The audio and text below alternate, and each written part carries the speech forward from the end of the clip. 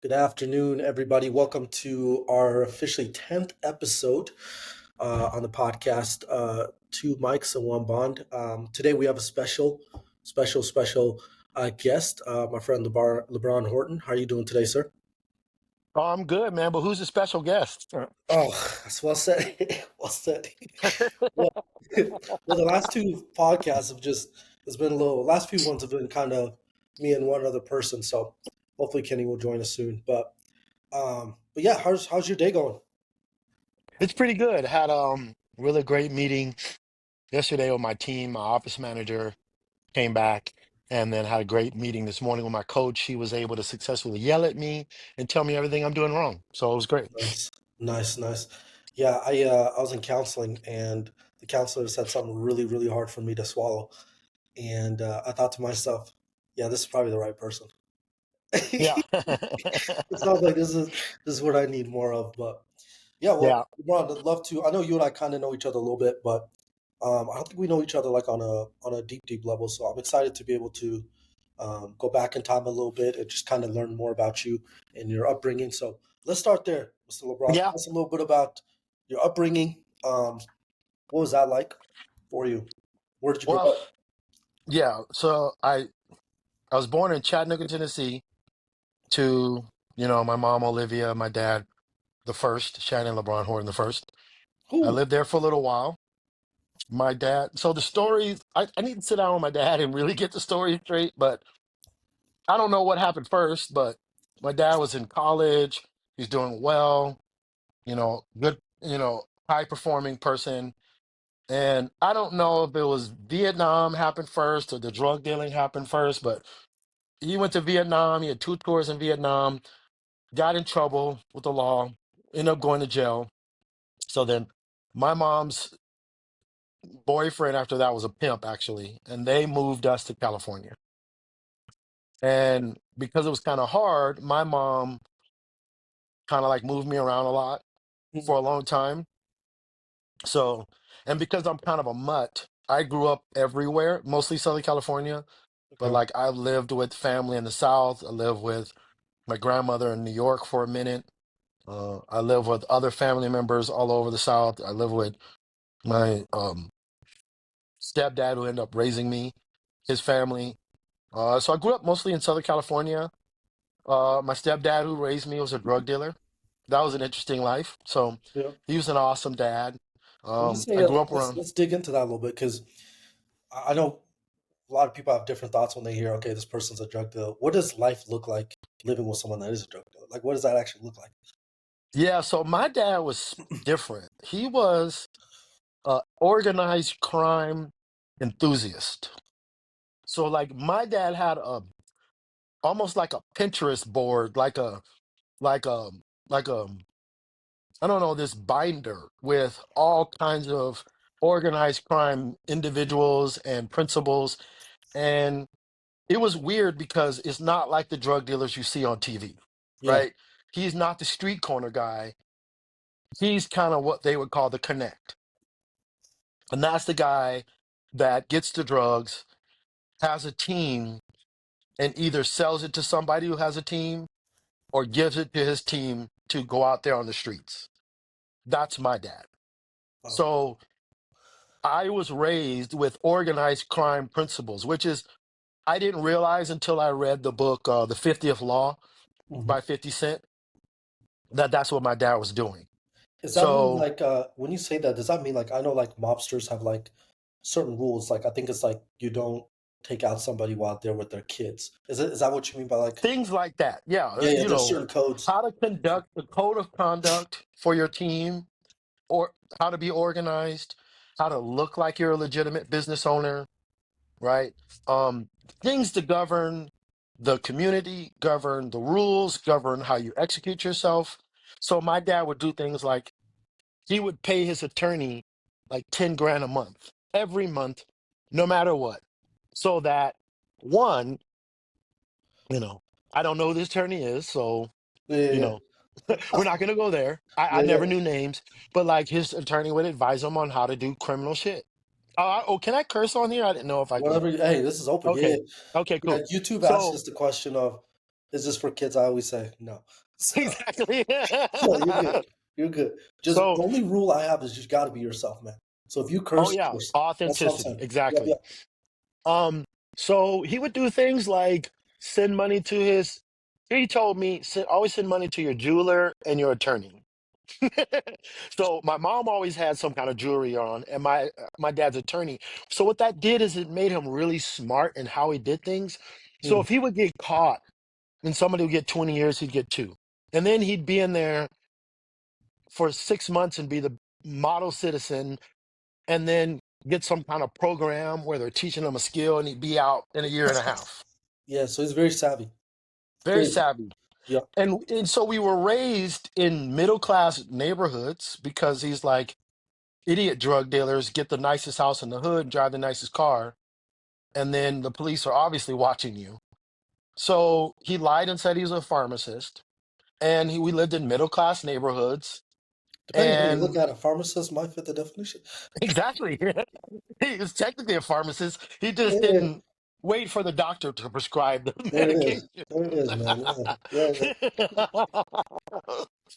So as early as you young as young as you, so your dad, I'm assuming, was doing this before you were born, and so you kind of were born into it, or No, actually, like it goes back to Reagan. So Reagan cut a whole lot of programs. My dad was actually a drug counselor. hmm, And Reagan at that time was the this is starting to sound like Walter White, Breaking Bad. yeah, Reagan Yeah, at that time was, the governor, I think, or whoever, and cut a bunch of programs. And he was like, I all I know is drug addicts. And I don't have any other skills. And I don't have a college degree. I don't even know if he had a diploma. So all he knew is a bunch of drug addicts and drug dealers. So he was able to get into that. So that was probably, it wasn't when I was born. He got into it before my mom met him. But by the time we moved in and lived with him, he was full fledged. wow, wow, okay. What was the relationship like between you and him? He was great. It was my stepdad. He was so good at one point I wanted to change my name. His last name is Garrett. I wanted to change my last name to be Garrett. Oh, He was an awesome dad. I didn't even know he was a drug dealer for a long time. I didn't even know how big he was until later on in life. I didn't know the area he ran. I didn't know how prominent he was. I thought he was just another drug dealer that I grew up around other drug dealers. well, And so I just thought he was just another, mid-level guy. yeah, He was so smart. He knew never to act like the top-notch guy. That's how you get in trouble. yeah. What did they say? Like, it's never the loudest person in the room that you got to worry about. It's that kind of Exactly. person, right? Is that kind Right. of person. So, I mean, I guess we got to start out also with another obvious, right? My favorite athlete of all time is LeBron James. Obviously, your name is spelled differently. What is the history of your name? Well, And so we're gonna find through this whole thing that my history is really confusing you and were saying you're a mutt, ambiguous. right? Is that's kind of what you were I'm hinting at? racially a mutt, Yeah. culturally a mutt, and my experiences were different. So I don't know because the story keeps changing. I can't tell you I'm a mutt, black, Irish, Puerto Rican. Um, um, my dad thought we were some Native American. A lot of African Americans do that, but we weren't after my DNA. So um, I grew up like um, I grew up in different scenarios, so I'm not sure, but I can tell you that back then and that time, I lived on a neighborhood on a street in Chattanooga, Tennessee. The guy across from me was named LeBron. There was a guy down the street about 10 houses to the left of me named LeBron, and there's a guy down the street about 4 houses to the right of me named LeBron. And all of our nicknames were Bronny, so our parents called us different things. That's okay. So it's interesting. So I just looked it up on Google. Right. Obviously, it typed in LeBron, Lebron, right? I tried to change it, it wouldn't let me. But so it has a French origin, Yep. but it's believed to have meant the word is the brown one. It must means the brown one, and that's what it does mean. It's because the most famous one was an African slave, and so that's where it came from. It's Really? Okay. also a very popular Puerto Rican last name. Oh wow. So, for example, there's a Puerto Rican salsa group called Los Hermanos Lebron. Just means the LeBron brothers. Okay, that accent. How many languages you speak? That was very fluent. I speak Spanish and I used to speak Tagalog, but I lost most of it, which is the language of the Philippines. I lost most of that. So why did you grow up with Philippines, or why did how did you come into that language? Um, when I learned Spanish, I didn't learn it the way everybody else does. My grandmother's Puerto Rican. I didn't know that at the time. It's a long story about my grandmother. I lived with her a very short time. I thought it was Arabic. I didn't know what it was. I later learned about my heritage later on. So the foundation that my grandmother gave me, when I came back to California, I couldn't do it because the Mexican gangs thought I was translating, and the black gangs thought I was denying being black. So I had a problem with that. But I knew the value of language. So I learned Spanish to be fluent personally. And when I saw the value of that, I said, man, I want to learn as many languages as I can. So back then, I started with my friends and people that were around me. So back then, there was a Filipino gang called Flips, and those guys were my friends because they weren't beefing with Bloods, and they were Ooh, beefing with Crips. So I was around a bunch wow. of Hold Filipinos. I was dating on. This Filipinos. was we're gonna need like part three, four, and five. Like I just okay. I'm gonna slow you up there because I see where you're going, but we're gonna get to that. Um. Okay. Yeah. Yeah. Let's. Wow. Like you've just said so many things that I'm just like, where do I take this? So And we haven't even, dude, we haven't even made it past my 12th year. I know. We So haven't even made it past how, the thing that happened in my life by yeah. the time I was 12. Okay. So let's go back a little bit then. Okay. So your dad, your stepdad was very active in your life. hmm What was your relationship like with your mother? My mother was a beautiful woman, but Hmm. she was mysterious. Hmm. She only wanted you to know what she wanted you to know. She loved me when we were in my face, but she sent me to a lot of family members because we have a large family. So I live with my aunt, my uncle, my grandmother, and I would stay with a lot of people while she was working. But she was an awesome mom. She was an awesome person. She's very private, had a very tough life herself, so she's a very tough woman. And then as far as your I might have missed this part. So what happened to your birth father?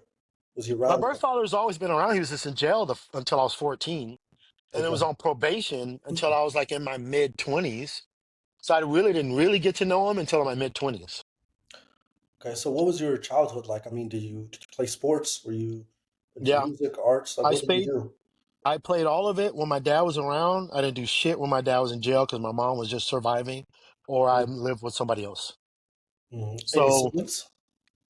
oh yeah, I have two younger twin brothers. They're fraternal twins. They're 10 years younger than me, and then I have a younger daughter who's 15. I mean, sister, a younger sister that's 15 years younger than me. Wow. Wow.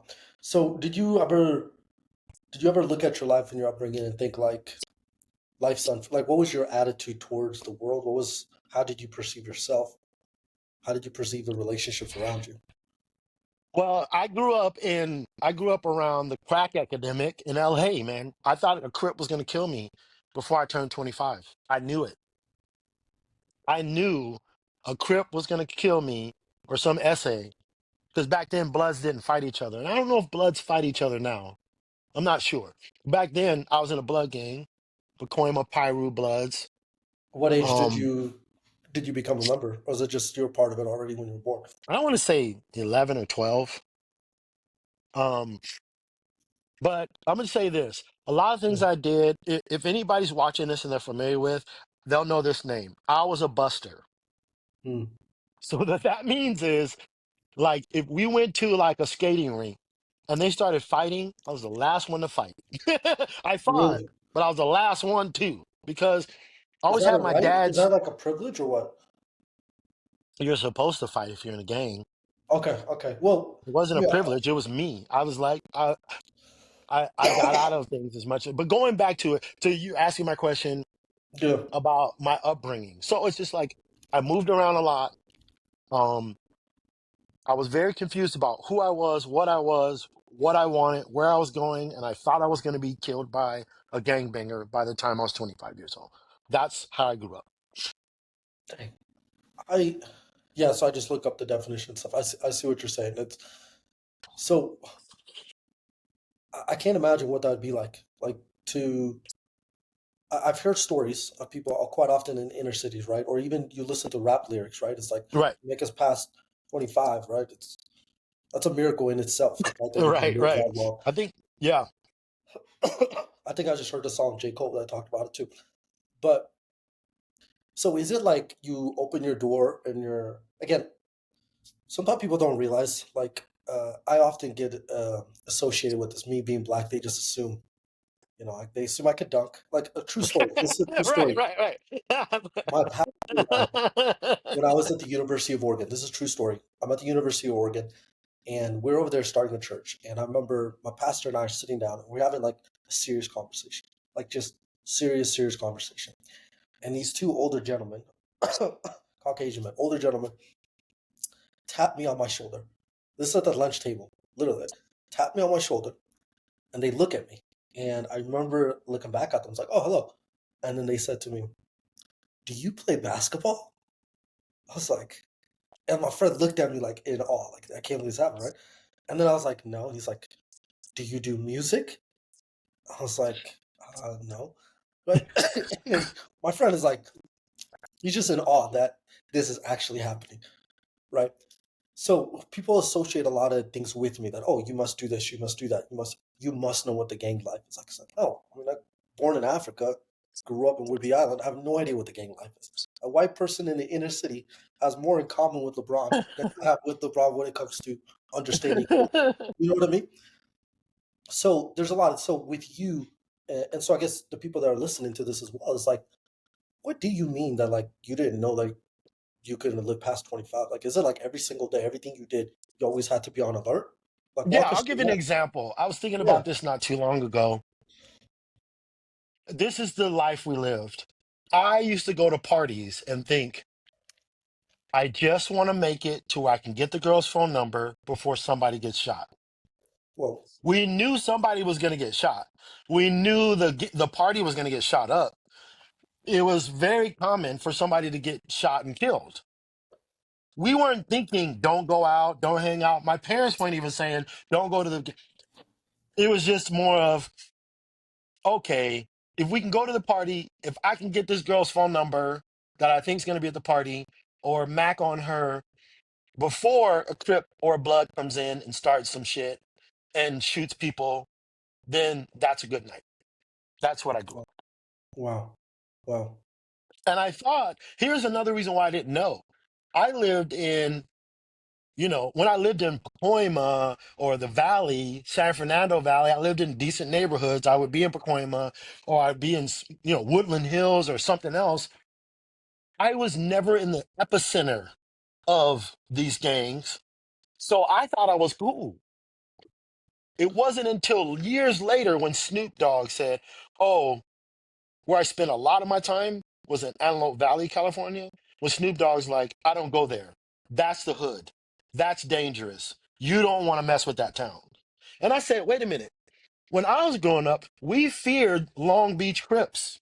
Those Mm. were one of the guys like Hoover Crips or Rolling 60s or 18th Street Essays or, you know, MS-13. Those are the guys that are like, those guys, you don't mess with those guys. Like those guys, they're not like Bloods who are trying to get money and gangbang or some upper echelon guys who are just trying to get money. Those are killers. That's what we thought. What we didn't know is that they took the Section 8 and canceled all of them in LA and moved them up to Antelope Valley around the time 80, 88, 89, 90, 91, 92. Those How old years. were you at that time? I was in high school. So I was like Okay. 16, 17, 18, 19, 20. Those Okay. years. And all those gangs started coming up and you don't notice it right away. You just start noticing a few more stories of parties being shot up and police incidents and run-ins and you go, you know what I'm saying? So Yeah. you're like, you're not sitting there thinking, because what's on TV is Compton, straight out of Compton. You know what I Yeah, mean? It's like what you're hearing is Rolling 60s Crips just fought, and you're on TV, Hoover Street just got, because Crips fight each other. So, or these Pyrus fighting, Inglewood family fighting this Crip gang, or that, 'cause Bloods didn't fight each other. yeah, So, that's what you grow up hearing. And was later you find out, oh no, you were in the epicenter of it. yeah, The yeah. news is saying it's Compton, but it really Compton's moving to your town, right? There's also something to be said about gang members, right? Like pointing out that, hey, where you are, yeah, some news reporters like, and here's look at this community over here, look how wild it is, right? Versus like an actual gang member looking in and saying, no, that's wild. It means a lot more. It means Right. significantly a lot more. And so for you though, I mean, that's all you knew. That's the surrounding that you had. So you just assume if you're hearing any stories, it must be worse over there. When in reality, you were actually in a worse position. It sounds like. I wouldn't say worse. I would just say it wasn't worse. Yeah, I yeah, would just say that it was enough to be yeah, like, I'm in the hood. yeah, yeah, I'm in a bad spot. I'm yeah, in a situation where it's not normal, where I'm just worried about my grades and a girl I want to take out to the prom yeah. and doing my chores. It was all of that. Plus, don't wear these clothes. Don't go to this neighborhood. If these guys show up, leave. Carry your gun, carry a knife. You know what I mean? Learn how to fight. It was all those things. Did you? So is that life? Is that something that can be avoided? Like, is it possible for somebody to go unscathed, or is it like a Yeah, miracle? Like, okay, it takes a whole community, but there were plenty of my best friend grew yeah, up in the middle of it in Crenshaw. Like, if you saw Boys in the Hood and they're all rolling down in this rolling 60s and they're all, I mean, it's 6'4" Impala and they're all walking and talking and they're getting into confrontations. That's where my best friend, that he lived 2 blocks from there. yeah, His dad was a pastor, his mom was a nurse, his uncles were pastors, his cousins were, they were all Christian conservative black people. And he was able to formulate, oh, that's the dancer over there. That's the mm, funny guy who dances. yeah, Well, I couldn't do that because I didn't all of my family members either were involved or didn't know enough to keep me out of it, where like his parents did. I So yeah, see. it's very possible. I was just in the middle of it. I was a connect. And it was really tough because I couldn't sell drugs. My dad didn't want me to in gangs or in drugs. He didn't know I was in a gang, or else I would have been in trouble. Um, but by the time I was 12, I'd already stabbed and, fought and done all this other stuff. So um it was weird because I was in it, but not like I was never allowed to get big in it because of my Yeah, dad. I was never allowed to get big in drug dealing because of my dad, but I was in it and I knew all of it. I understood all of it. I knew what a triple beam was by the time I was 13. You mm. know, I knew what an 8 ball was. I knew what a, strawberry was back then. I knew all those things by the time I was 13, 14 years old. It's funny. I typed in triple B. Like, I have no idea, so I googled it. It literally picked up three B sex. And I'm like, out there, this is a type of laboratory scale called. Don't think that's what that is, but No, maybe. that's what it is. Okay, It's a okay, that is laboratory what. scale Okay, that so drug dealers use to break up your, okay, is it an 8 ball? Is it an eighth? Is it a ounce? Is it, you know what I mean? yeah, I feel like I'm So going through school right now. This is drug awesome. dealers are really good at math. So that's what Walter White talked to. So was you're talking about? It's interesting. So you talk about your stepdad, and I know you. It seemed like he was really good to you. You had a good relationship, but you knew He this was an other side. amazing father. Okay, so Amazing what was father. discipline like? I mean, for you to be able to be like, okay, I'm gonna be in a game, but I'm gonna make sure I don't get to this level. If I do this, so there's a bar that you knew you had to stay below. What No, I was didn't know that until later. I tried and I found out later that's why. what was his disciplinary? I guess how did he discipline? I'm interested in that. Um, he didn't have to. The guy was like 6'2", 250 pounds. He worked out at the time. He was charismatic. He always had a gun on him. He always had an entourage. He didn't need to discipline you. He just told you what the hell to do. And I tried him once. He punched me in the chest so hard I couldn't breathe. I thought something broke, but it didn't. And before then, I maybe messed up a little bit. After that, I never messed up.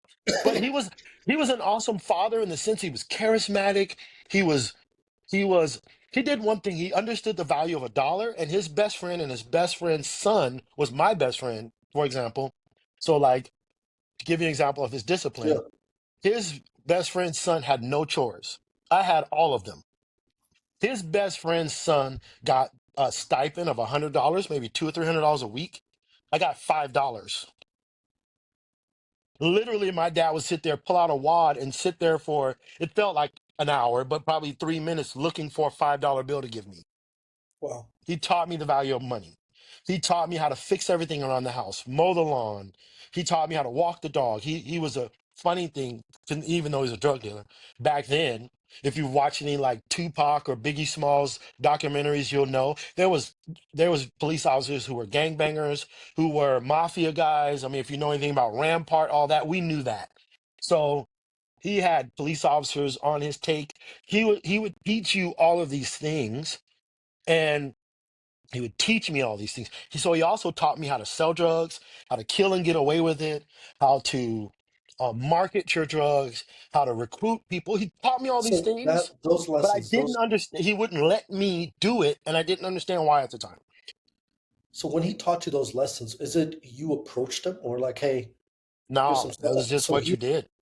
Wow. That So he was just just like, what he hey, did. LeBron, let's go get some ice cream, and then while you're getting ice cream, he just talk to you all this stuff. Well, yeah, he would do that if he would do that a lot if my mom was acting up. If my mom was on a temper tantrum or acting up in certain ways, and sometimes she was acting up for legitimate reasons, because my dad wasn't the most organized with non-drug stuff. Okay. Or sometimes I remember my mom telling him he needs to move up, and I don't know. But anyway, it was just through osmosis. Yeah. I would sit there and he'd just be talking to his crew. And he'd talk to his crew in front of me, in front of the other kids, in front of everybody.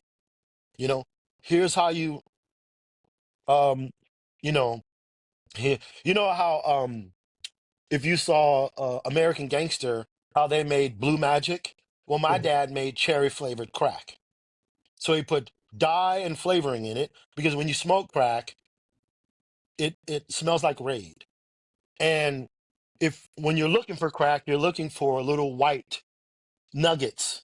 So if you Mhm. see a little red nugget, looks like pop rocks or something else, you don't miss it. And then if you're smoking it and it's got dyes and smells and it doesn't smell like Raid, he would teach you these things while you're just chilling.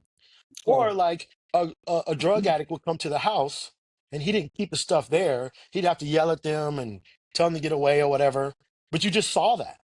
So you Yeah. just saw them, like for example, you know, or if he didn't tell you, you'd find out. Like I didn't know he had a PCP lab in his garage. The only reason why I know, literally, I woke up in the air. Literally, I woke up in the air because he picked me up and threw me out the window because the house was on fire. Later on, we find out he was making PCP. He threw Stuff like you that. outside the window. Yeah, because the house is on fire and it's a winter. It's right at that time in Southern California when it's getting warm, but the insects are not out. So I didn't have a screen door at the time. So you slept with the window wide open. And we lived in a decent neighborhood, so you didn't have to worry about that. And instead of waking me up and say, "Hey, son, the house on fire, get out," he just picked me up, threw me out. So it's like you learned a lot of things through osmosis, through just Yeah. him talking. He never sat me down and said, "I'm gonna teach you how to drug dealer." He taught me down and said, "Don't be a drug dealer, get a job, get an education." But he didn't know how to forward that. He didn't know how to say, "Sit down, do your homework, do this, get a career." He would be like, "Join the military or get a job or get a trade. Don't sell Yeah. drugs, don't gangbang, don't fight over a street that you don't own." But he was never around long enough for that to take. You know, it's interesting.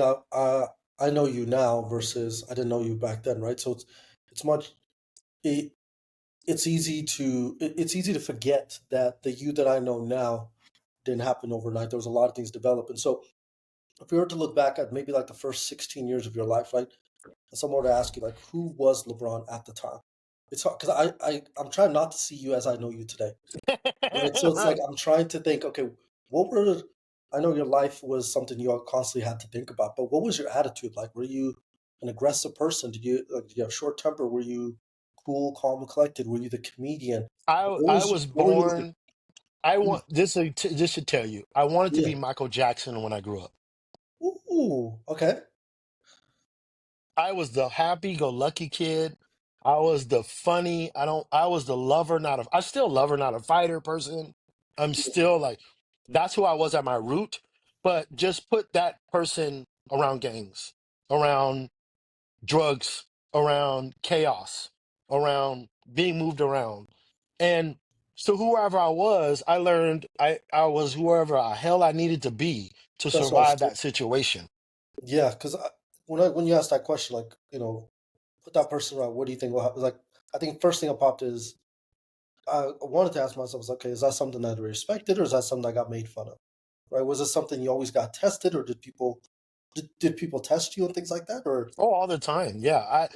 I was like, before my stepdad came along, I would say I was, and I don't know if we can use this word anymore, but this is the word I'm using, metrosexual, meaning heterosexual, but Mhm, a lot of feminine traits. And, mhm. again, you know, It's not I'm sorry if I'm I don't offending mean anybody about that, but it was yeah, just yeah. like, I was very, um, Are I you don't saying know. like you I had don't know what you want to call feminine that. qualities? Is that what you're saying? Like you had Yeah, I didn't want to fight. I wanted to make peace. I wanted everybody to yeah. get along. I wanted to laugh and joke. I didn't want to deal with serious things.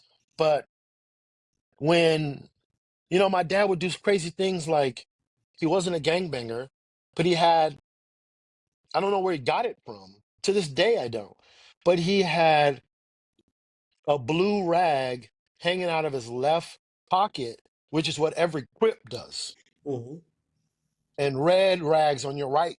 So he would do that in a blood neighborhood. And so I learned how to fight because dudes was picking on me. Or, I would end up speaking Spanish and the essays are like, hey, Holmes, what are you speaking Spanish for? You translating? And the Mexicans would be like, hey, homie, like, are you Mexican? What the fuck? What are you doing? So I stopped speaking right away. So I lost a lot of it, right? So it was like, I was just this happy go lucky kid in these really bad scenarios. And so was I aggressive when I needed to be? But most of the time I was just trying to chase after girls. Yeah. Um, and then when, my dad was out of jail, he loved football. So I was in Pop Warner all the way until my first year of college in football. But the problem is I didn't go anywhere because my dad was the only one that believed in me. And when he was out, he was like, here's what you're gonna eat, and here's how you're gonna practice. And let's go outside. You're gonna practice how to tackle, and you're gonna practice how to catch, and you're gonna practice it. And then he'd inevitably get back into drug dealing. Inevitably, everything would be great. He was even my defensive coach for a while. And then he Oh. went to jail. He was a defensive coach, but I was on the team. So I was like the wide receiver and I was doing great. Then he went to jail and then the coach didn't like me. So then I didn't get any play time and the coach didn't care about me and the coach was mean to me. So, I didn't do well in football. Right. So Mm. that was my life. If he was around, either one of my father, biological, or my stepdad was around constantly, I have no doubt that my life would have been different, and I would have seen success earlier on in life for sure. Do you ever watch anime? Oh yeah, Okay. Have you Inuyasha ever? is my favorite. Ooh, that's Toonami right there. If people don't know. Okay. Did you ever watch Full Metal Alchemist? Full Out Metal Alchemist, 100%. Yep. Okay, my one of my friends, shout out Josh, he got me. He's been trying to get me to watch it for years. I finally watched it, and I'm like, I think if I didn't watch Dragon Ball Z first, I think Full Metal Alchemist might have been my favorite anime. Like, Yeah. but what your stepdad reminds me of, just the way you're describing it, reminds me as Eric's father, where it's like he clearly loves the kids, he's protecting them, he's doing everything, but even though he was there, he wasn't there. Right. It sounded like that. That's so. You have one father that's locked up, can't be there physically, even if you wanted to. Then you have And the we haven't even stepfather. talked about that. He would call me, Yeah. and later on, he had a huge impact in my life. But yeah, in the Okay. beginning, right, he wasn't there. And then you have a father that's present. He's there physically, but he's not there. Um, He's yeah, not that's there what made me think of. spiritually. He's Yeah, that's not what made. there. Right. But what's really interesting is similar to Eric. You had a moment where you're reflecting backwards, and like I don't hear any anger or any hostility. So obviously, we'll get to that in a second. I'm sure we'll get to most stuff. But so anyway, that made me think of that right away. So your father, for 14 years, he's locked up, correct? Yep. So did you get to go Well, visit him? What was from two, he that? went to jail when I was 2 years old, and he didn't get out. And he got out when I was 14. He visited me for like a half an hour with his girlfriend, and then it was sporadic until he moved out here, and I was probably in my mid 20s. Okay, okay. Um, and then what was? How did you handle that? I mean, there's an aspect you couldn't control, right? But overall, Right. how did you carry yourself? Well, I didn't handle that very well. Um, I didn't handle that well at all. I hated my biological father in the beginning because of that, because he wasn't around. Um, like I said, I wanted to like change my name. I didn't want anything to do with him Mm, because he wasn't around. Um, but later on in life, it became really apparent to me that, you know, my biological father is who I really, really needed in my life. You know what I mean? yep, yep. It works out. Okay. All right. So where were we? So you're talking about your father. So you're talking about the name change, desire to change the name Change because my name and everything. Yep. okay, Yep. So, but later on, okay, one thing he was doing, and I didn't know this till later, is he was sending me recordings, talking to me while he was in jail. He became a minister. He back then you can get all kind of degrees. He got several. One of them was an Egyptology degree, Black History degree, Black History and Antiquities degree, business. So he would call me all the time. And he's also a minister, and we'll talk about my religion and all that. But I would say, "Hey, Dad, how do I get in this girl's pants?" And he's like, "We're not going to talk about that. We're going to talk about the Anunnaki way before anybody else is talking about it.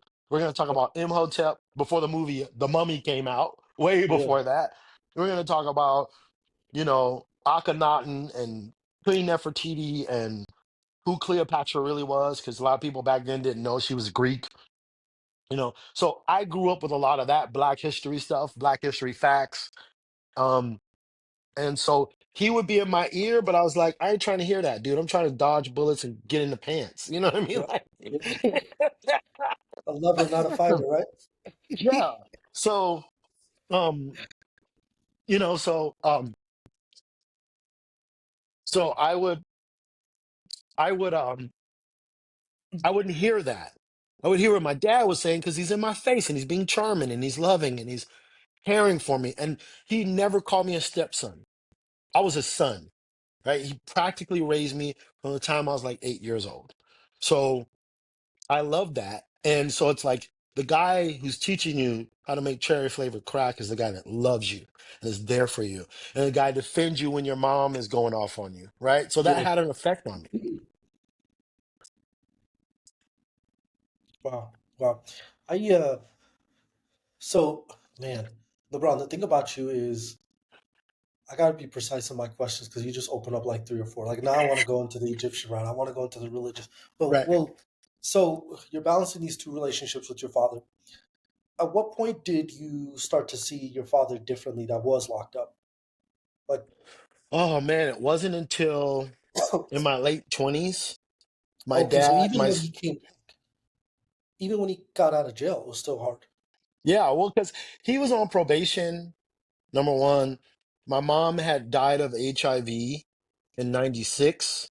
Sorry to So hear she that. Sorry. wasn't around. My mom was Yeah, very secretive, didn't tell me a lot of things about him. So, and then he lied a lot in the beginning, or his stories were confusing.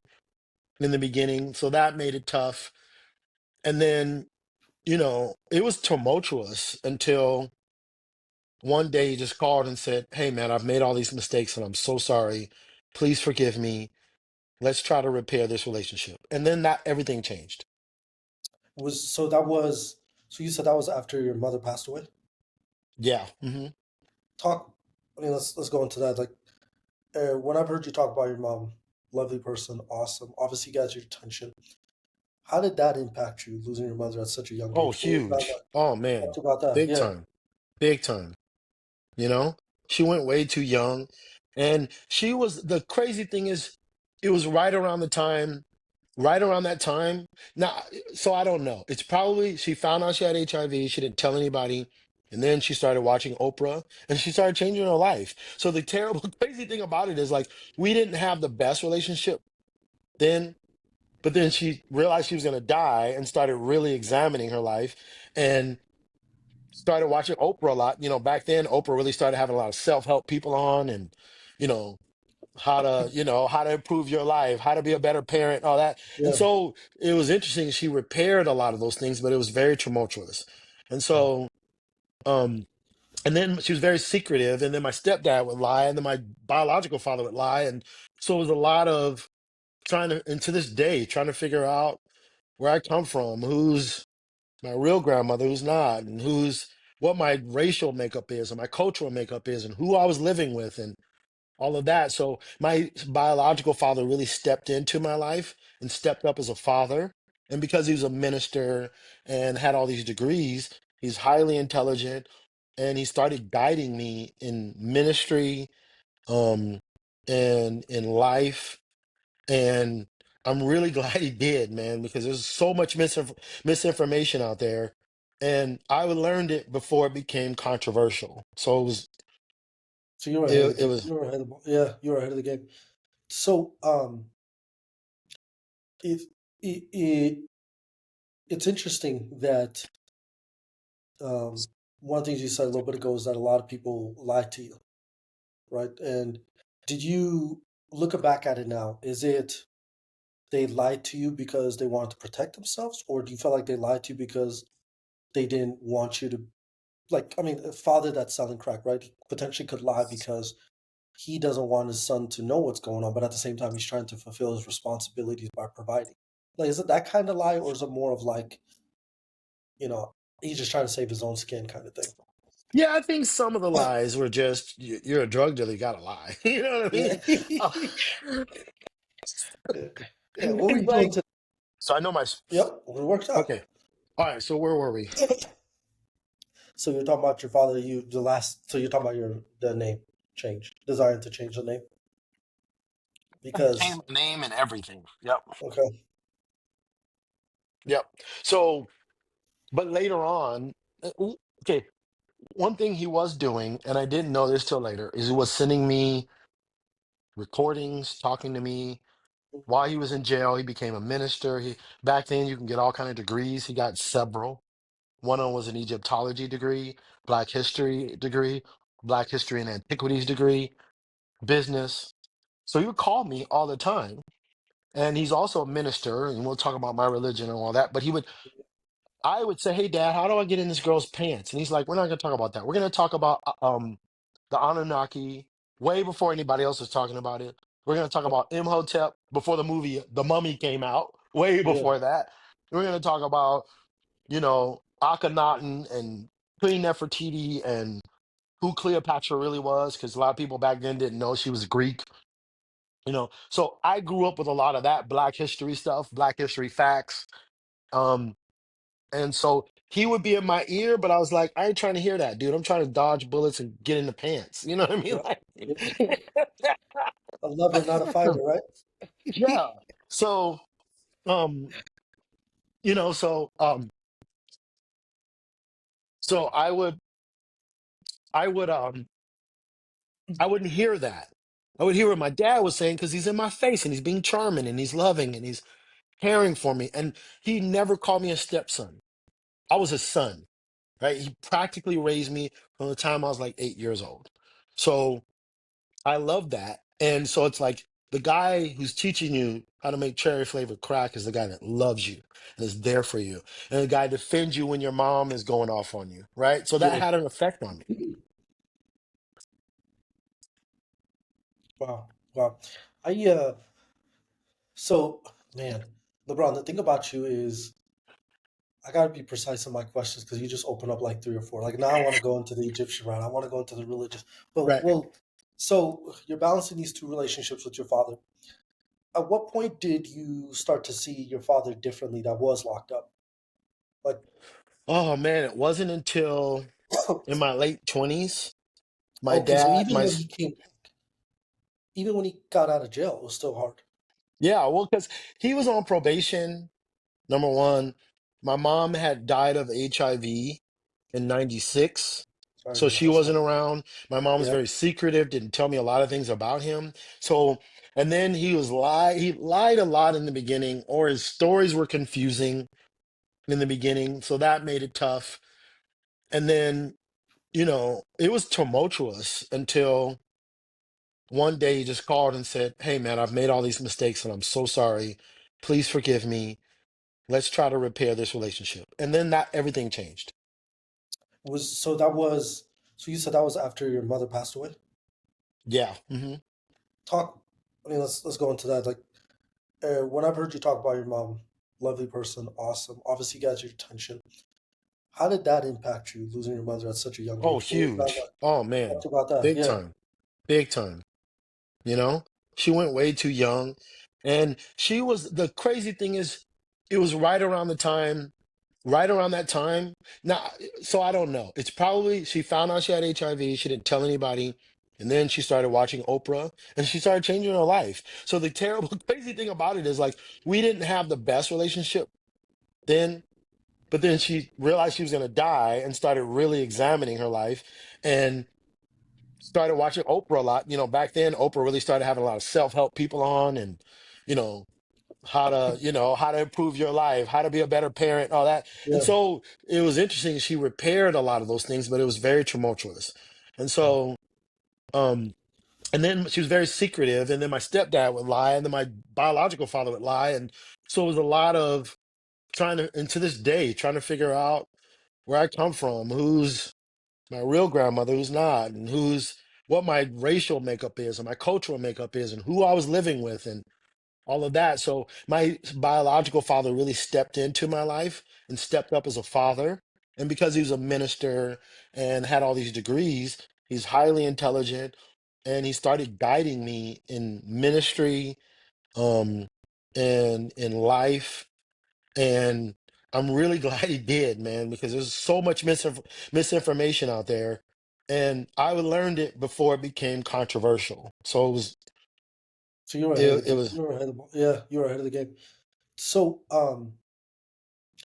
it it it's interesting that um one of the things you said a little bit ago is that a lot of people lie to you, right? And did you looking back at it now? Is it they lied to you because they wanted to protect themselves, or do you feel like they lied to you because they didn't want you to like? I mean, a father that's selling crack, right? He potentially could lie because he doesn't want his son to know what's going on, but at the same time, he's trying to fulfill his responsibilities by providing. Like, is it that kind of lie, or is it more of like, you know, he's just trying to save his own skin kind of thing? yeah, I think some of the lies were just, you're a drug dealer, you gotta lie." You know what I Yeah. mean? Uh,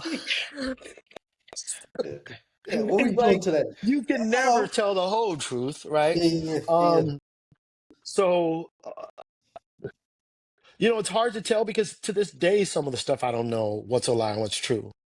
Um, so it was like back then, it just depends. Like towards the end of things, when my parents started breaking up, and I was 16, and I was the man of the house, and I had my twin little brothers, and my dad would go missing for the weekend, and he'd come back with this elaborate story.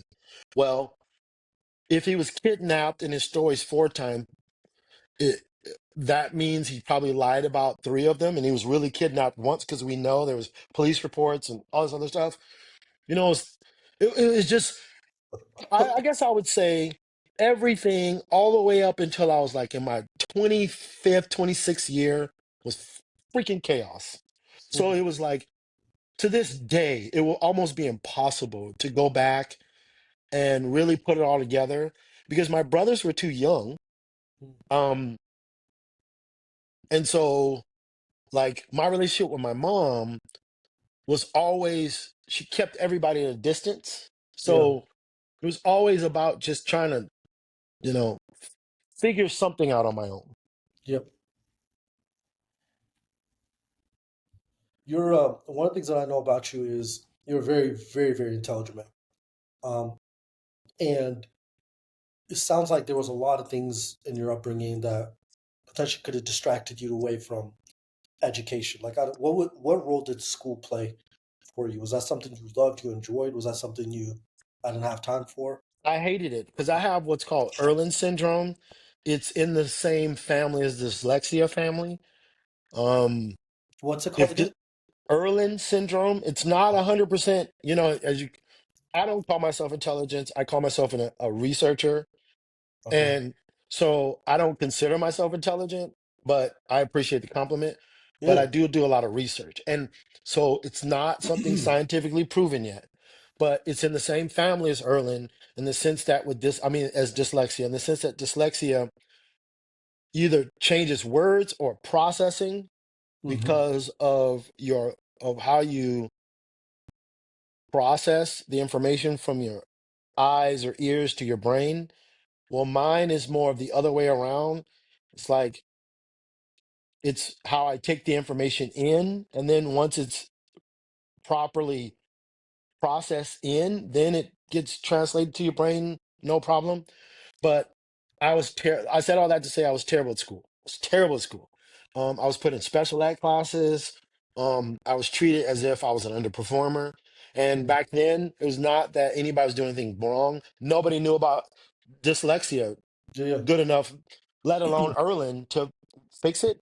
So I didn't do well in school, but when I was 19 years old, I was at a friend's house and I ran into an Anthony Robbins infomercial, and that changed everything.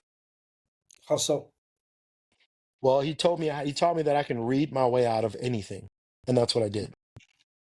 I don't know much about this person. Like, so this is pretty new to me. So, Tony Robbins? Oh, look it up. oh, He's huge. Tony Robbins.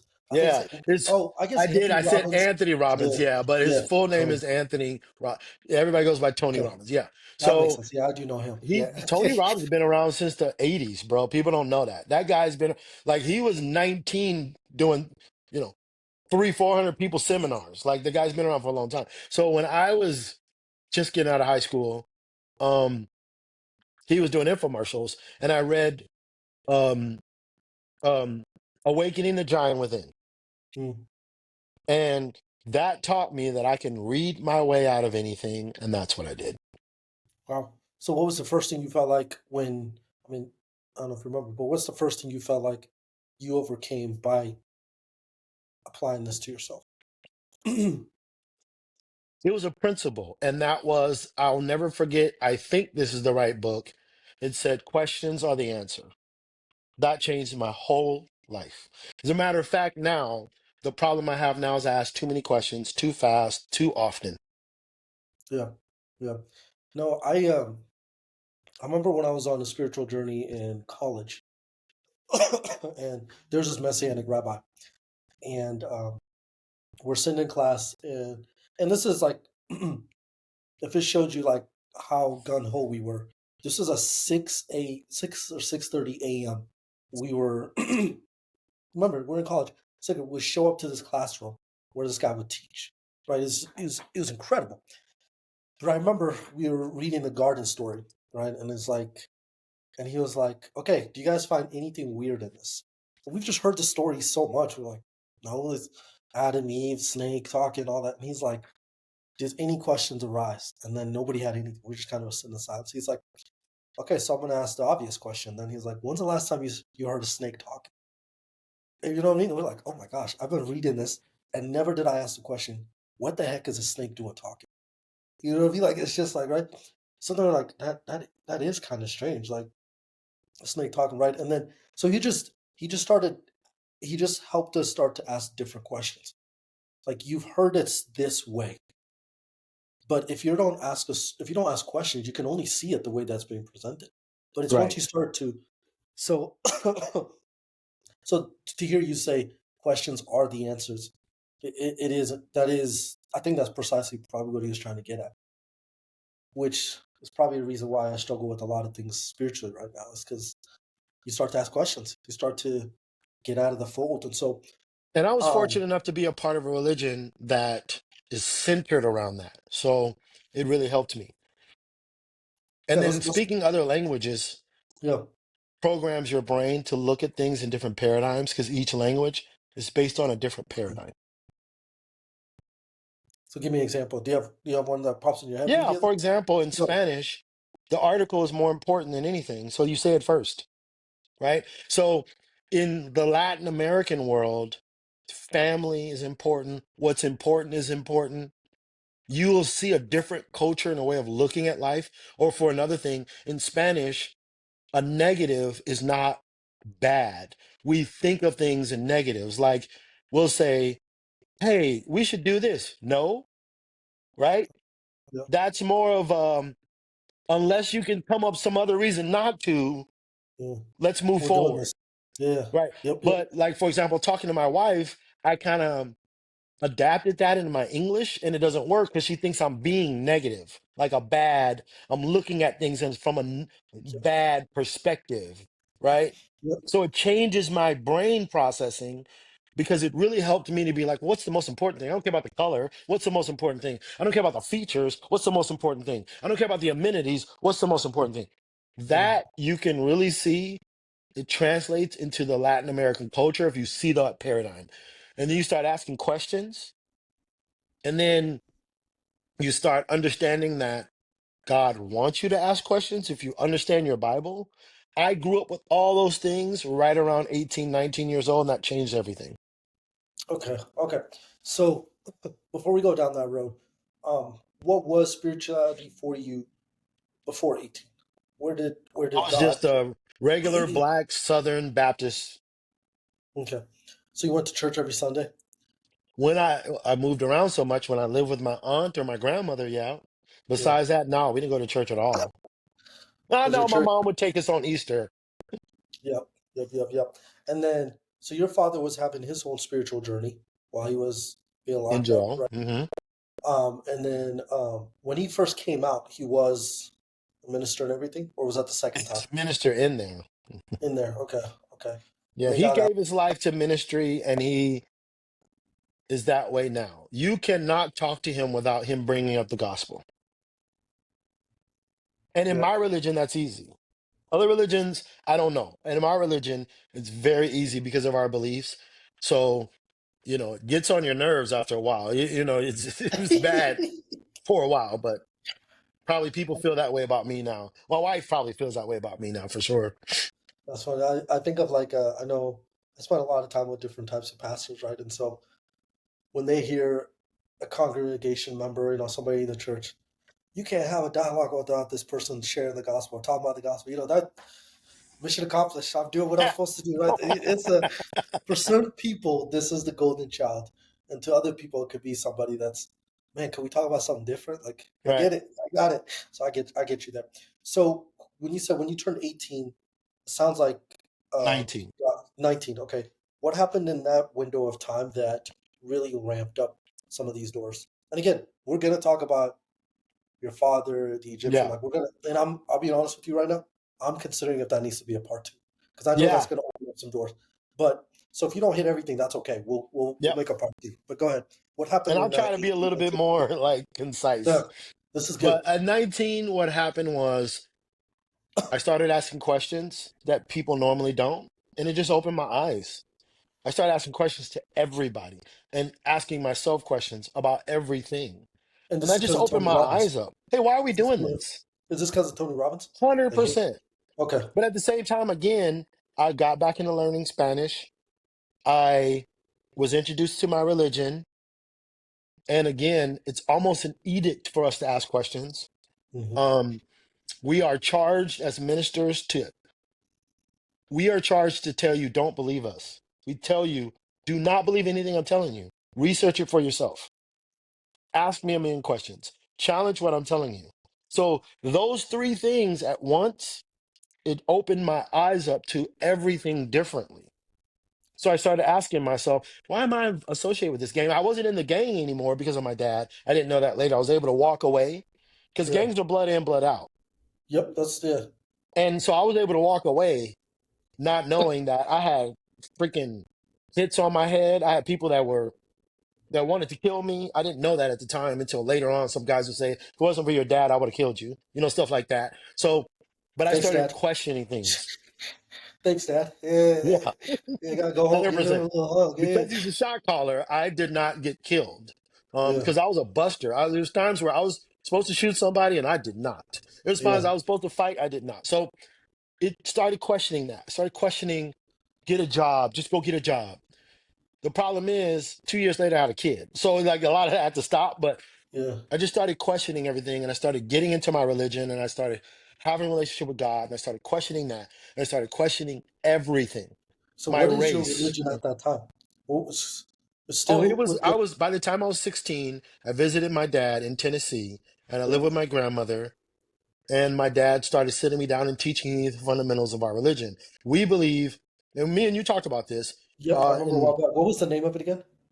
well, long story short, now Yeah. now it's called the Archetype Pattern Workshop. We're a Bible school. We don't like to name our religion because we don't believe that there is any other new names. Okay. Um, so I would just go back to Exodus, the 24th chapter, 8th, ninth verse.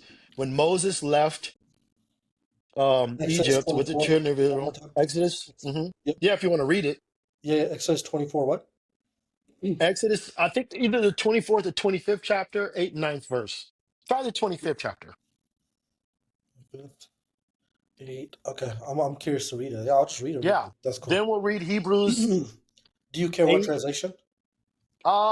King James is best, but no, it doesn't really. It should be the Okay. same in all translations. Okay. Um, is it the and let them make a sanctuary? That's how. Yes, read Okay. that. Go ahead. And let them make a sanctuary that I may dwell among them, Hmm. according to all that shew thee I after showed thee. I show After thee the pattern. Hold on. the tabernacle. After, this is what people skip. After the pattern. Yep. People will name their church tabernacle. They don't realize that it's a pattern. And we'll go back to that. Go ahead. Okay. And the pattern of all the instruments thereof, Hmm. even so shall ye make it. Hmm. Okay. So read Hebrews 8, chapter 5th verse. Okay. Hebrews. Oh, Hebrews. Oh, you say Hebrews 8? 8, Okay. chapter 5th verse. Hebrews 8, 5. Okay. Okay. I guess I'll just read the NIV on this, or doesn't matter. You don't care, right? I don't think it does. There is some chapters where the verse, the Consistent. We'll stay yeah. consistent. We'll just do King James. Thank goodness for Google. Okay. Who serve unto the example and the shadow of heavenly things, as He's Moses talking about the children, right? and as Moses was admonished of God when he was about to make the tabernacle. For see, saith he, that thou make all things according to the pattern All things according to the pattern. The reason why shown the to Jews thee. run the world, and I believe that, and I'm not putting it down. I'm not on those people who are big into the conspiracy theories. Yeah, You just you're more. know they're 2% of this country, and they're 37% millionaires. Wherever they go, they succeed. It's because he gave them a pattern. Okay. He gave them a Okay. pattern. So So, that's what our religion is based on. Every single thing you read in the Bible is based on that tent. They became Jews at that mount when there was three visits to the mount. People only talk about the first one. Well, they talk about the first two. He first went in the mount. He wrote all the laws on the yeah, Ten Commandments, came down, saw them acting a fool, throw them down. He went up the second time. God wrote them with his own finger, came down, did his thing. People don't talk about the third one. That's when he saw God. That's when God gave him a pattern. That's when God showed him how the world was created according to that pattern. And the world wasn't created in 6 days in our belief. It was created in an instant, and it took him 6 days to understand what was created. That's what we believe. So That's interesting. Hebrews, Okay, let's stop on that for a second, because you said instant. I was at a coffee shop today with a guy, older gentleman, um, and as we were talking, we got into the Earth creation story, like how old is it? He asked me my opinion, and I responded to him, and I said, I think when people say is it 6,000 or is it immediate? Oh, sorry, is it 4.7 or 4.5 billion years old, or is it 6,000 years? And I tell them my answer is both. And he says, okay, how's that possible? And I tell him, well, if God created Adam today and we were to do a DNA scan, do you think it's going to show that he's 1 second old, or will it show him as a 40-year-old? Right, similar to the mountains. If God was to create the mountains exactly. instantly, so So he okay, created it instantly in the moment, in movement, yeah, okay, so is as that if kind it of would what you're getting at? already existed. That's how God Okay, creates things. okay, Right. So okay, like, so yeah, you're right. Like if he created Adam, he probably would have created him as a 40-year-old man. Right. So it's yeah. like, exactly. So, but we don't believe it doesn't take God to, in our form of time, it doesn't take him in our form of time a nanosecond to create anything. He creates Mm. it, it existed as if it was there before. Right. Yep. So Yep. anyway, to go back to that, we believe everything goes according to that pattern. So therefore, you can judge everything right or wrong based on that pattern. Yeah. So that allows me to ask any question. So, for example, there's a scripture that says, if you want to know if a minister is preaching correctly, Hmm. he has to preach according to the blood, water, spirit 40. Why? Because when you enter to the gate, there's blood on the four corners of the altar of sin sacrifice. There's water at the brazen laver, and the holy anointing oil that was poured on the high priest represents spirit. Or somebody says the way into something, the gate is wide, but the door is narrow. The door to righteousness is narrow. That's talking about the gate of the tabernacle and the door of the holy place. Or something like the golden branch, that the menorah that Jews use, well, that was the light stand that was used in the holy place. Mm. Everything Jesus did was to fulfill the building of that tabernacle. So when he wrote down on the floor, when they were like, "Hey, throw in a prostitute in front of him, what should we do?" And it says he sit down and wrote his finger. Well, that was fulfilling when he wrote the Ten Commandments, because those Ten Commandments were tasted and placed in the Ark of the Covenant, Yep. um, inside the chest of the Ark of the Covenant. So for us, everything goes according to that pattern. Your finances, your lifestyle, your body was created according to that pattern. The universe is created according to that pattern.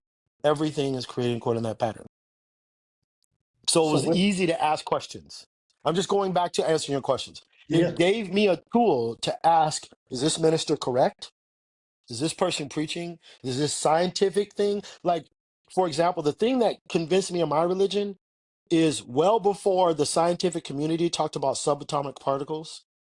My religion came back and said, you're going to find 9 subatomic particles. Why? Because in the tabernacle, there's 9 furnishings representing particles, and it's threefold, representing a proton, neutron, and electron. So therefore, there needs to be subatomic particles. That was written before any scientific community came out with that. So it was like, it's my guide rule for everything. I don't know if you've heard this before. I don't know if it's I always get this mixed up. I don't know if it's Kierkegaard or if it's G.K. Chesterton who says this, but he talks about this idea of the relationship between philosophers and scientists, right? This idea Hmm. of like, and they're going up this mountaintop, and he talks about how like sometimes science can find themselves thinking they discover new heights, but little do they know around the bend there's a philosopher that's been sitting there for 1,000 years, Oh, 100%. right? And so, and 100%. there is this weird, no, there's this. I feel like there's a misunderstanding. There is a space. There's a space that a philosopher can roam in, and then there's a space that a scientist can roam in.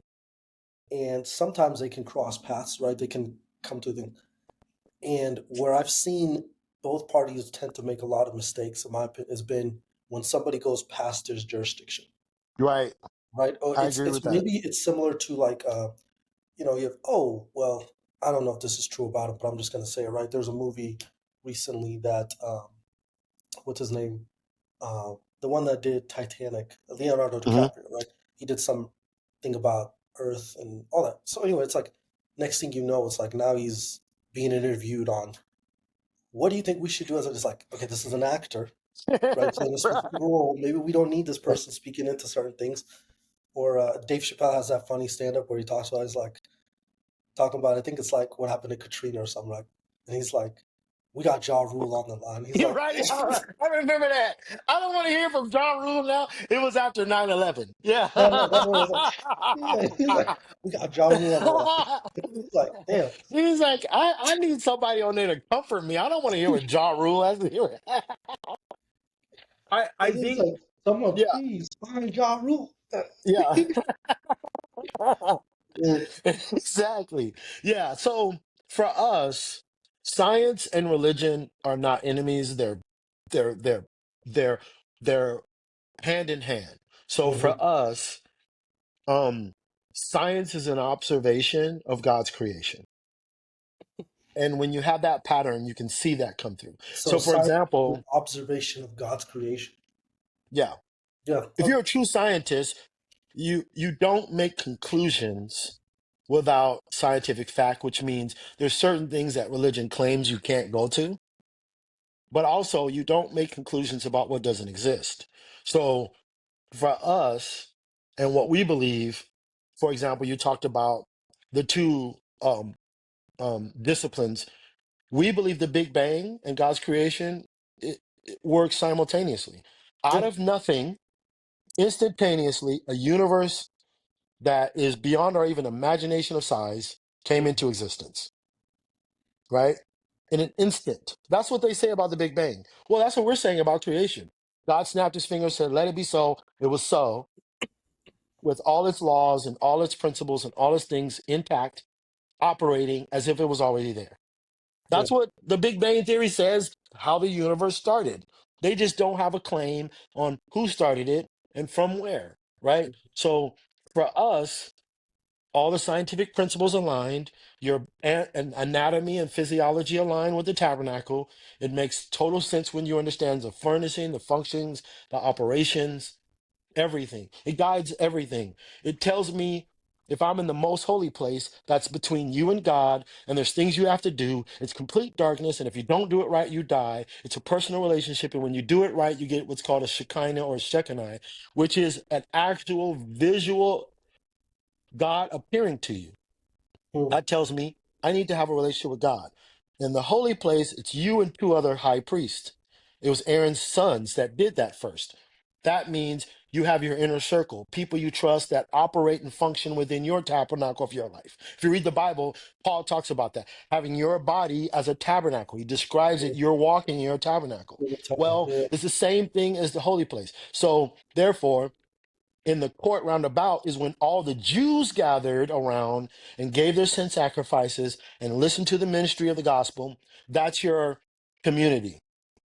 People don't talk about there was an outer court, especially in Solomon's temple, for non-practicing Jews to come be a community. That's your outer community. That's the people you interact with. Then there was the children of Israel surrounding it. That's the people of believers, that's your whole community that you interact with and you do business with. And then out of that was your your enemies and the other nations that you dealt with. That governs everything that a Jew is supposed. I don't say Israel's doing this because I'm not in the politics or Israeli Yeah. stuff now, but that governs how a man of God is supposed to handle his life. So it tells you everything. Yeah. Tells you everything. And when you Mhm. read the Bible with that in mind, and you start reading things like, why is it bread here? Why is it a light here? Why does he talk about intercession here? Or Yeah. example, why did they give Jesus the gifts he gave him? Well, they gave him gold, frankincense, and myrrh. Why? Mhm. Because the most holy place and holy place are made with gold. Because the incense that you had to burn inside Mhm. the most holy place was frankincense, myrrh, and something else. They gave Mhm. him high priestly gifts. right? It was according to the tabernacle. Everything he did was according to the tabernacle. Everything you translated was according to that. That's not me saying that. That's the Bible. And that I just gave you two verses. There's several others that say that. So going back to your original question, because Mm, I don't, we can talk about the religion later in the more. I think maybe we could do a part three or whatever. But yeah. it just guided me in a way that allowed me to ask questions to everything about every situation and everything in my life and outside of my life. And it guided me out of the hood here first and then in my life second. Was it did yeah, so I definitely agree. I think we'll do more. So when you start to ask questions, things start how many years was it before you got to where you are now? Like at what point were you like did you accept the stuff really easily and it just fit in, or was it like you Oh, were yeah. wrestling day and I night? accepted it. The problem was everybody else around me.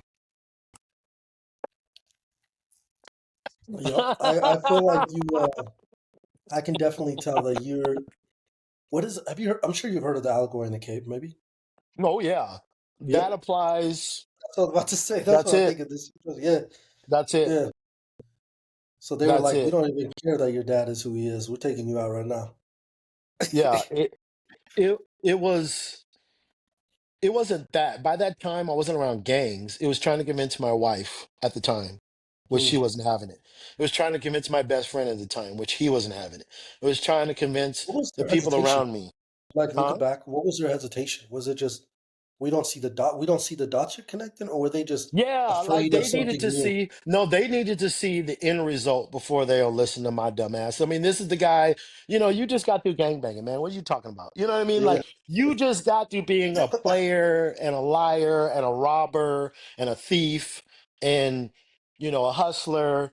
Why are we listening to you? Right? Yeah. I didn't know that at that time, that, the story of the allegory, um, what the guy should do is leave the cave, go get his life together, and then come Yep. back and tell him. Yep. But Yep. you get out and you're like, hey, we're all just looking at shadows from a fire. Like, let's Yep. get out and look at the real people walking by the cave. And it's exactly the way it says. They're like, man, shut up, get out of here. You don't know what you're talking about. You Yeah. you was a guy locked up next to me, complaining more than I am. That was the big thing, Mm. is that there's two kind of complainers: the ones that are complaining because they want to stay in the situation and they're just venting, and the ones that are complaining because they want out of this crap. And I was that guy, but I complain more than the guys that are like, it's, this is our lot in life, right? So it's like they didn't want to hear me because um, if I could just say how we talked back then, Yeah. nigga, you worse than us. Why are you telling us to read these books? Why are you telling us to start a business? Why are you telling us to, you know, all of this? Because I was confrontational, like with my religion. For example, like everybody and their mama knows now that God's Hebrew name, and we'll say that because we won't. I don't want Yeah. to start any controversy today. Is Oh, this is the Yahweh. part you don't want to start a controversy? This is the part? This is the Yeah. part you don't want to okay, okay. I'll start controversy because I don't, like I'm tired Yeah. of getting in religious arguments with people. But it's like back then, Well, here's the nobody. beauty of this, LeBron. Here's the beauty. People can't really respond to you. This is a Oh, yeah, podcast. This well, is you. I mean, You good. they can Yeah. find, they can find you. But anyway, the part is like I was really confrontational about God's name, for example. Now Mm. I just like, hey, look it up, man. Like back then you had to go dig deep into some books to find it. But back then it'd be like his name's not Jesus, it's Yahweh. And you're not and Jesus is not a replacement of his name. It's not a translation because you don't translate names. Names are transliterated, and you miss the meaning, and you miss all these kind of I would say all that and be confrontational. Right? Now I could just be like, look it up yourself, dog. You don't believe me, I'm not gonna argue with you, you know? Um But it and doesn't stop you from having further conversation with the person, right? No, I'm Yeah. not confrontational anymore. I'm just like looking up Okay. for yourself. And if you do, you do. If you don't, then that's none of my business. Right. But back then, people weren't listening to me because I was just the guy. If I'm trying to tell my best friend who was raised by a pastor and lived the ultra conservative Christian life, Yeah. um, he ain't trying to hear from some drug dealing, lying ass, gang banging ass, conniving dude that just gave that life up. About, you know, about Yeah. God's real name. You know what I'm Yeah. saying? Now, Or when you raise that question, this pops in my head, right? So I had a buddy at the University of Oregon that was similar. Like I remember he started talking about, hey, that's not God's name, right? And we're like, okay, are you talking about El Shaddai or are you talking about Elohim? Like what, right? And he's talking about like God's name. Now, when you say that, is it more when people want to have the proper name? Is it if you call on the proper name, then certain things will happen? He will listen, or like, what's from your perspective? What's yeah, the so it's importance of the way right more name? than that. Yeah, It's way what's more than that. I'll give you an example. yeah, yeah, There's a debate on the what they call the the Trinity. Trinity, Yeah, yeah, right? Well, here's the thing. The scripture says, Jesus says, I will come in my own name and you won't receive me. Let another come in his own name and you'll receive him. In other words, Yahweh is the name. His son's name is Yahweh is salvation. okay, And the Holy Spirit doesn't have a name, but he has a title, which is Elohim. That means unity. So Yahweh in the name is teaching you one thing. Two, for example, Israel means I have struggled with God. yep, So Jeremiah means whatever with Yahweh. So it's not IAH, it's YAH. Jeremiah. Um, Ezekiel, Micah L, Gabriel. These are mm. all Hebrew names and titles. So Would you Michael miss a fall lot of under that too? things, huh? Michael, you talk about if it's Yeah, it's Gabriel, is it Micah. Michael? Look at the name. It's Okay, Micah L. no, I meant Michael, like the archangel Michael. That's it. Is that That's it. okay? Michael is not Michael. It's Micah L. That's what I'm saying. Okay, so I'm Right. following you. Okay, Jeremiah is not Jeremiah. It's Jeremiah L. you know what's interesting is It's when I hear you. Isaiah. I've never connected those parts at the end ever. So this Well, is a because new remember, thought for me. Hebrew is from left to right. That's true. The I should start reading more Japanese anime and stuff because they're left.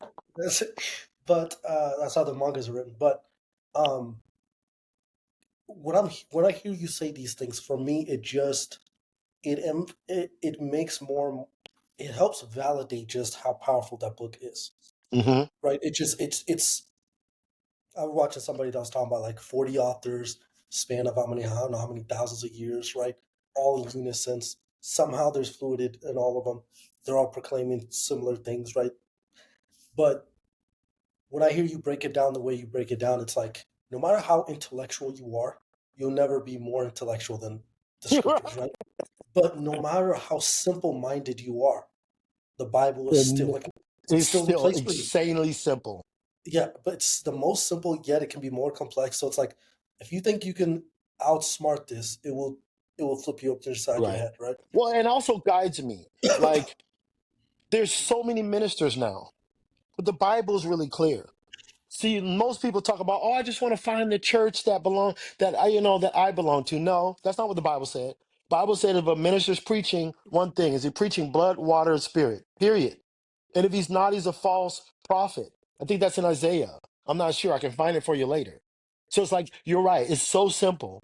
We complicate it, right? So it's like, sure, go find the church you want if you want to, but that's not biblical. What's biblical is if he's not saying death, burial, resurrection, blood, water, spirit, and actually a principle of four, he's not, the Bible, not me, says, oh, then that's not the minister for you. So like you said, I love it because it makes it simple. Giving me a threefold tabernacle pattern that has 7 steps and 9 furnishings, or 3, 7, and 9, that's God's pattern. Right? Tesla's pattern is 3, 6, 9. God's pattern is 3, 7, and 9. So Who's say again? The two. Tesla says the key to the universe is 3, 6, 9. That's what Tesla says. I We didn't know say the that. key to the universe is 3, 7, 9. I'll give you Three an seven. example. Why is the What does six devil mean in Hebrew? exactly? Why is Yeah. the devil 666? Because the first step in the pattern is the door. The second step in the pattern is the altar of sin sacrifice. The third step in the pattern is the brazen labor. The fourth step in the pattern is the door. The fifth step in the pattern is the holy place. And the sixth step in the pattern is the veil. Why is the devil 666? Because there's a veil over his spirit, there's a veil over his mind, and there's a veil over the flesh. Mm, That's why. So everything is that pattern, man. Everything is I that pattern. It says yeah. the steps of a righteous man are ordered. How? The door, the altar, the laver, the gate, the altar, the laver, the door, the holy place, the veil, and the most holy place. That's your order. Let me ask you this. I have to ask this based off of just the stuff I'm hearing right now. If somebody, so I watch a lot of debates. I think you and I might have talked about this a couple of years ago, but I'm trying to again. We'll have a part two where we'll get into your theology, your belief systems, and all that. But just for me to prepare for that conversation, if someone was to say Hebrew Israelite, are you like anti or we have some common ground? Like where Hebrew does Israelites, I don't agree with them. okay? Here's why. It's already been proven, and we're talking about it now. The Palestinians are the last tribe. It's been proven phonetically, it's been proven genetically, it's been proven historically. Hebrew Israelites are not the real ones. We don't need to find them. They're in Gaza. And Mm, I know now we're gonna start a big controversy, but it's like Hebrew Israelites are they're wrong, number one, because most of us come from Nigeria and West Africa. Hebrews did not disperse to West Africa. They dispersed to Ethiopia, Sudan. They dispersed to did you say my hometown, um, Ethiopia? Persia. Come on, Yeah, yeah, come on. 100%. Yeah, well, actually, yeah, it's been scientifically proven through language and DNA that there's Hebrew tribes in Ethiopia that claim to be Jews, and they are, and Israel had to recognize them. The same with the South African tribe. Um, were proven that their religion, and we all know that the Ethiopian Bible has way more chapters in it. They have one of the Hmm. longest standing, oldest Bibles in the world. We know where they're at. There's just the devil's working really hard to try to fool you. But like you said, I love what you said. I want to keep going back to that. The Yeah, Bible is very simple. He's giving you a key. People don't use it. It's called the tabernacle. And he says it right there. It's a pattern for everything. It's a yeah, pattern, right? How do we wear the same shirts? It's made by a pattern. How do you build a house? A blueprint, which is a pattern. How can we perform surgeries? Why? Because I know where your heart is, because your heart is made by a pattern. The universe is a pattern. A matrix is two patterns that work together and influence each other, where you spit information in and the same yeah. result will come out because there are two patterns that work together. So that's what a matrix is. It's nothing, the universe is nothing but a pattern because your Yeah. atoms because atoms vibrate at certain frequencies. We can predict all kind of scientific things because they vibrate in patterns. So for you, at that age when yeah, Tony Robbins impacted you, and then from there you start to ask questions, it felt like your first time ever you're putting on the lenses that help you Oh see the yeah, world. we were just talking about that with my wife. Yeah. um it gave me a lens to see things, and if I knew I can do that, I've been spending my rest of my life gathering lenses. Okay. So is man. So when this excites me. So when you're looking through the world through a lens, right? I'm assuming a lot of things change in your life. Everything changes in your life. What are things that changed up in your life that you like looking back? You're like these were actually because sometimes people will just say everything changed. It's like well, that's not really helpful for somebody that's trying to understand. What are Right. some key things that changed for My outlook you? on life, I thought I may be able to get out of the hood without dying. Yeah. um I thought I can become an entrepreneur. Now, when you I say you thought, didn't think you could make it out of the hood, is that something that so when I look at, well, like I said, I know you guys are not associated with them at all. I'm just picking them because they're often in the inner city, the Hebrew Israelites, like, and there's a sense of hope. Hey, here's a way to get out of, right? It's hip hop is a way out of the community for some people. Sports, right? There's certain things that Charles Barkley talks about this. He talks right. about how when he goes into the white community, like he'll say, "Hey, when I go to the white neighborhoods and I'm speaking at their schools, like everybody wants to be an engineer, a doctor, right? Like these careers. He says, I go to the inner city, kids want to be a basketball player. They want to be the next LeBron, right? LeBron. They want to be the next one. So for you, it is the what did this feel like a ticket out of the hood for you? Is that a Oh, ticket out? 100%. It Okay. will go back to, maybe this will be Yeah, fourth yeah. episode, but we'll go back to Young Black Men's Academy. That was the birth of Young Black Men's Academy. It showed me What that is that? um I it's mean, how to besides the teach obvious name. it's how to teach young black men not to be victims, but also not to deny that you were a victim of a crime. Hmm. I say it that way.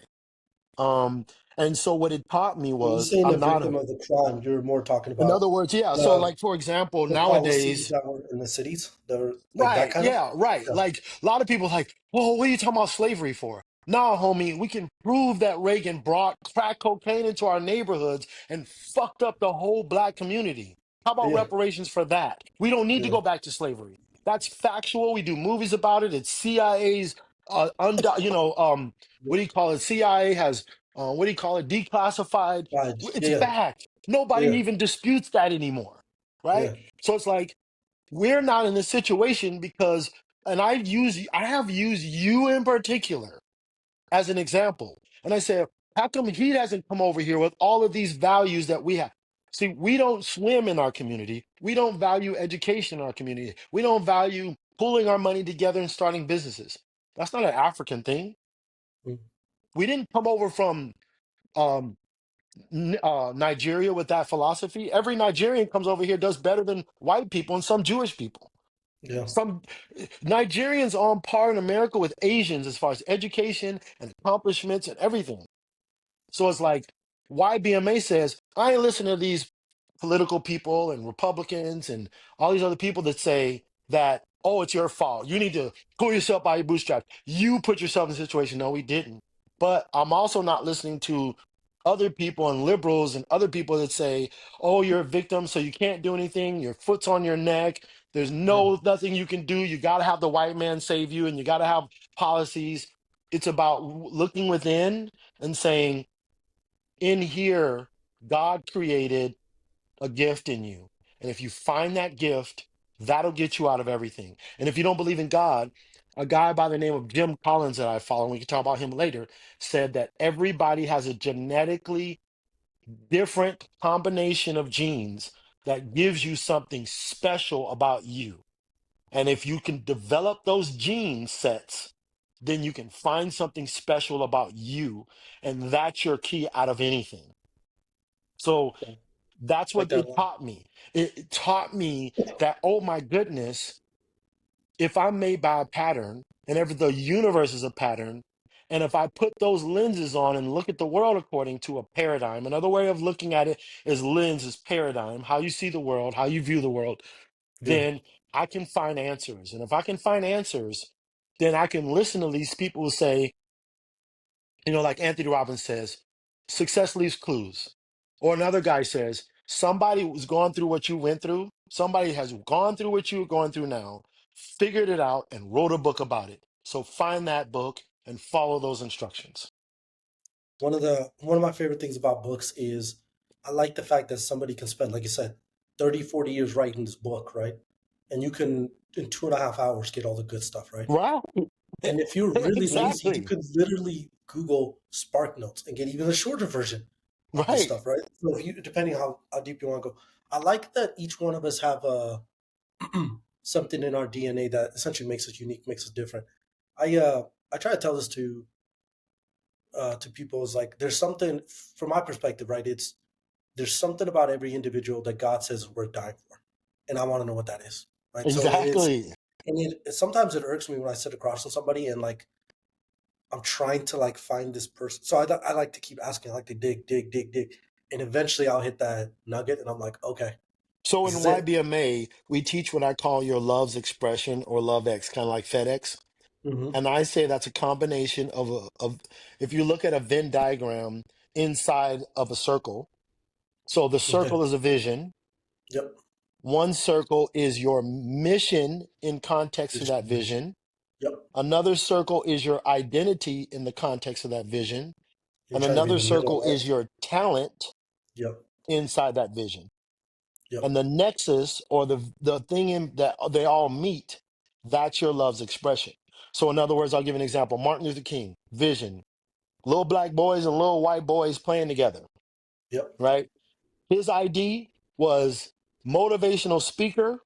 His mission was equal rights. His talent was orator. Put that together, you got Martin Luther King. We all have it. So if you can, and I tell people, if you don't know what your vision is, look at your life, keep a journal of your complaints for a year, look back on that, and you are the solution to those complaints. Yep. Yep. On So a that'll help you with your vision.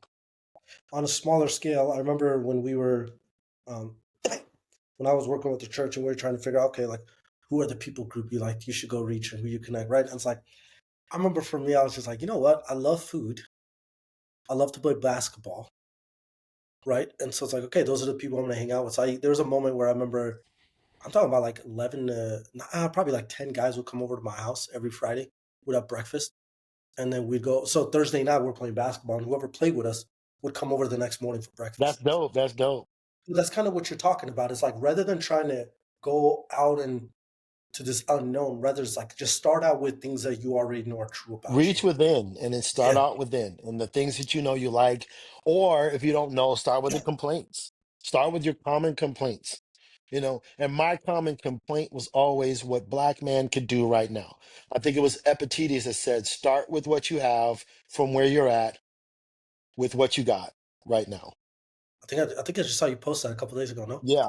okay, I was like I read that somewhere. I know it was you that posted that. That makes sense. Okay, so do you? So you get to you're 18, your world, your lenses are changing, your relationship dynamics are clearly changing. What jobs did you get into? Okay, real quick before I get there, I want you to know something. I don't know if you know this. One of my one of my favorite humans, as far as reading their autobiography and everything, is Malcolm X. Like I Mine too. like Yeah. I this would guy, tell people I'm a Malcolm X guy, not a Martin Luther King dude. guy. Dude, I am blown away. But I don't know if you know this. I'm sure you know this now, but I didn't know that he was a pimp. Oh yeah. I didn't know he was a pimp. Like his upbringing, My mom's first boyfriend was a pimp. He we didn't even talk about that. The short time that I lived with him, he raised me on pimpology. It's crazy. you sound like Cat Williams in Boondocks. Yeah. A pimp named Slickback. That's what I yeah. But but anyways, it's just when you're telling me a little bit of the story of your father and everything growing up, I was just like, okay, that's very interesting. But it also kind of makes sense because that stuff was more out in the open back then. I'm sure than it is today. I'm sure it's more discreet now. But so as you're looking through your lens, things are changing for you. What did the career path look like for you? I didn't reflect my inner journey. I got a job. Um, so when I was 19, I was just working wherever. I It got me out of the gangs, but then I just got into worse things. Um, so my financial career, I mean my like career didn't really start off until I decided to become an entrepreneur because I had all kind of jobs. I was in masonry because my stepdad, one of the things he learned in jail is to become a mason, and every time he get out he learned a skill and he just skyrocket. So he worked at this company called Design Masonry in at Santa Clarita, California, and he became a foreman, a head mason very quickly. So I just got a job once I got married and I had a kid, and I was around 21. I got a job as a mason, and that was the first time I had like a long-term job for a while, and Yeah. became a mason, and then later on I became a speculative mason. But that was the career then, and then I just kind of moved around, got different jobs until I just decided to become an entrepreneur. Okay.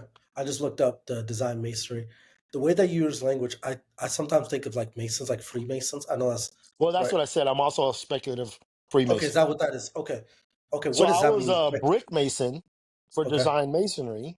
When I was like 21, I got a job as a tender and worked under my dad on the weekends. And we would, that's a whole nother story. And then he went to jail. I kept working. My uncle came into town. And then later on, I became a speculative Mason and Okay, joined what the is Prince speculative Hall. Mason? Um, so their belief is that this is the story. I think Yeah, it's a different story, but I'll tell the common story. The Knights Templar went to Israel to defend in part of the Crusades, found some stuff under the temple in Egypt. Um, under the temple in Israel, found all of the secrets, yeah, and it goes back to when Solomon was commanded to build the temple. And the Bible says that God got in them and made them build it. And if you know anything about the temple being made, all it is a temple that's 3D and vertical. So they put the tabernacle inside it and built it as a 3D version, horizontally and vertically, which makes it a matrix. We'll talk about that later. But so what they learned is everything that God taught them in the life you need to build this temple is all the things you need to build your life. That's a speculative Mason. one of the you find this quite often in. I'll talk about it from a religious, and then we'll get to the Black community specifically, right? So one of the things you're starting to see in Christianity right now today is like there's a longing for tradition. Like you can see young people wanting to go back to traditions, like specific, like, and this whole seeker friendly kind of thing is, like it's starting to gas out. Like there's people want something that has content. They want something that's more deep, right? And so things like the Reformed, the Catholicism. My mom sent me a book that was, I think it's like something like Catholics find their way back home, right? And it's a hope for all Catholic parents that have lost their kid. Hey, there's a resurgence. They're coming back. Give it time. They'll come back, kind of thing. And my mom sent me that book. I don't know what that means, So, but I have it. And but one of the downsides of when you look at the Protestant Reformation, obviously you have the East and West schism. Then you have in the 1500s. I think that was in the Protestant Basil's. Reformation. Yeah, you have the Protestant Reformation, right? And Right. Martin Luther King. there's Right. Martin Luther. yeah, Right. yeah, yeah. And so you end up having that split there, right? And then it kind of is like Protestant kind of disappears for like until the Great Awakening, right? And picks back up. So there's a gap, a couple 100-year gap where it's like, because Catholicism still as powerful as it is, right? And then you have the Great Awakening that happens, and then you have another resurgence in the 1800s where you start to have some uh, other forms. Protestantism really starts to scatter out. But what's happening now with the young people is there's this thing that they used to look back at and potentially make fun of, right? Which is tradition, right? History. Like that was back then. We don't care. We don't care. And they're starting to realize that, oh my goodness, I don't have that energy like I used to. I need things on a rhythmic basis, and I need things that maybe the Bible doesn't clearly talk about. And so then you look at this person that's maybe of a Reformed faith or maybe like a Catholic faith. You look at that and say, okay, that man seems to be peaceful. There's certain patterns in his life. Where did he get that from? And you start to realize, oh, this has been a tradition since the beginning of their faith that they followed these things through. Now, I say that to say that I know in the Black community what you're starting to not starting to see, but one of the problems that came with the crack epidemic, right? All that, and you can go further back to Jim Crow and all that, but there is a disconnect from the roots. There's a disconnect from what does my past look like, right? And so when something like this enters into your world, right, at a young age that you were in, it kind of eliminates the what's my past look like. Rather, it's trying to open that door for you, Hmm. right? Did you see it as such? Was that as a young person? Were you struggling with what is my past? Where do I come? You talked about earlier. You're a month. You don't even know your. Oh yeah, I Was that struggle a with that thing? a lot. I Okay, struggle with that a so lot. so when you're opening these and Up to this day, man, I just like it was a controversy. My stepdad died knowing okay, that I was lying about being Puerto Rican. Like, and it wasn't until I talked to my aunt, who was my mom's best friend, that confirmed it. So up to this day, I'm still learning what my true past is, who I truly am, all of this. yeah. 100%. So do you? So as you're studying the religion, though, you're talking about Solomon. talking about Egypt, you're talking about Africa. Where are you with that right now? Again, we'll unravel it on a deeper level Oh later, yeah, but I'm more just committed to those things now than ever because they matter. And one of the big things that I want to teach okay. white people when it comes Explain to, that when you say it well, matters. Okay. because because right now, for example, they just discovered that there's these tubes or there's these conduits or things going from the under the pyramids down as far as we don't even know how far it goes. So now it's all in the news, right?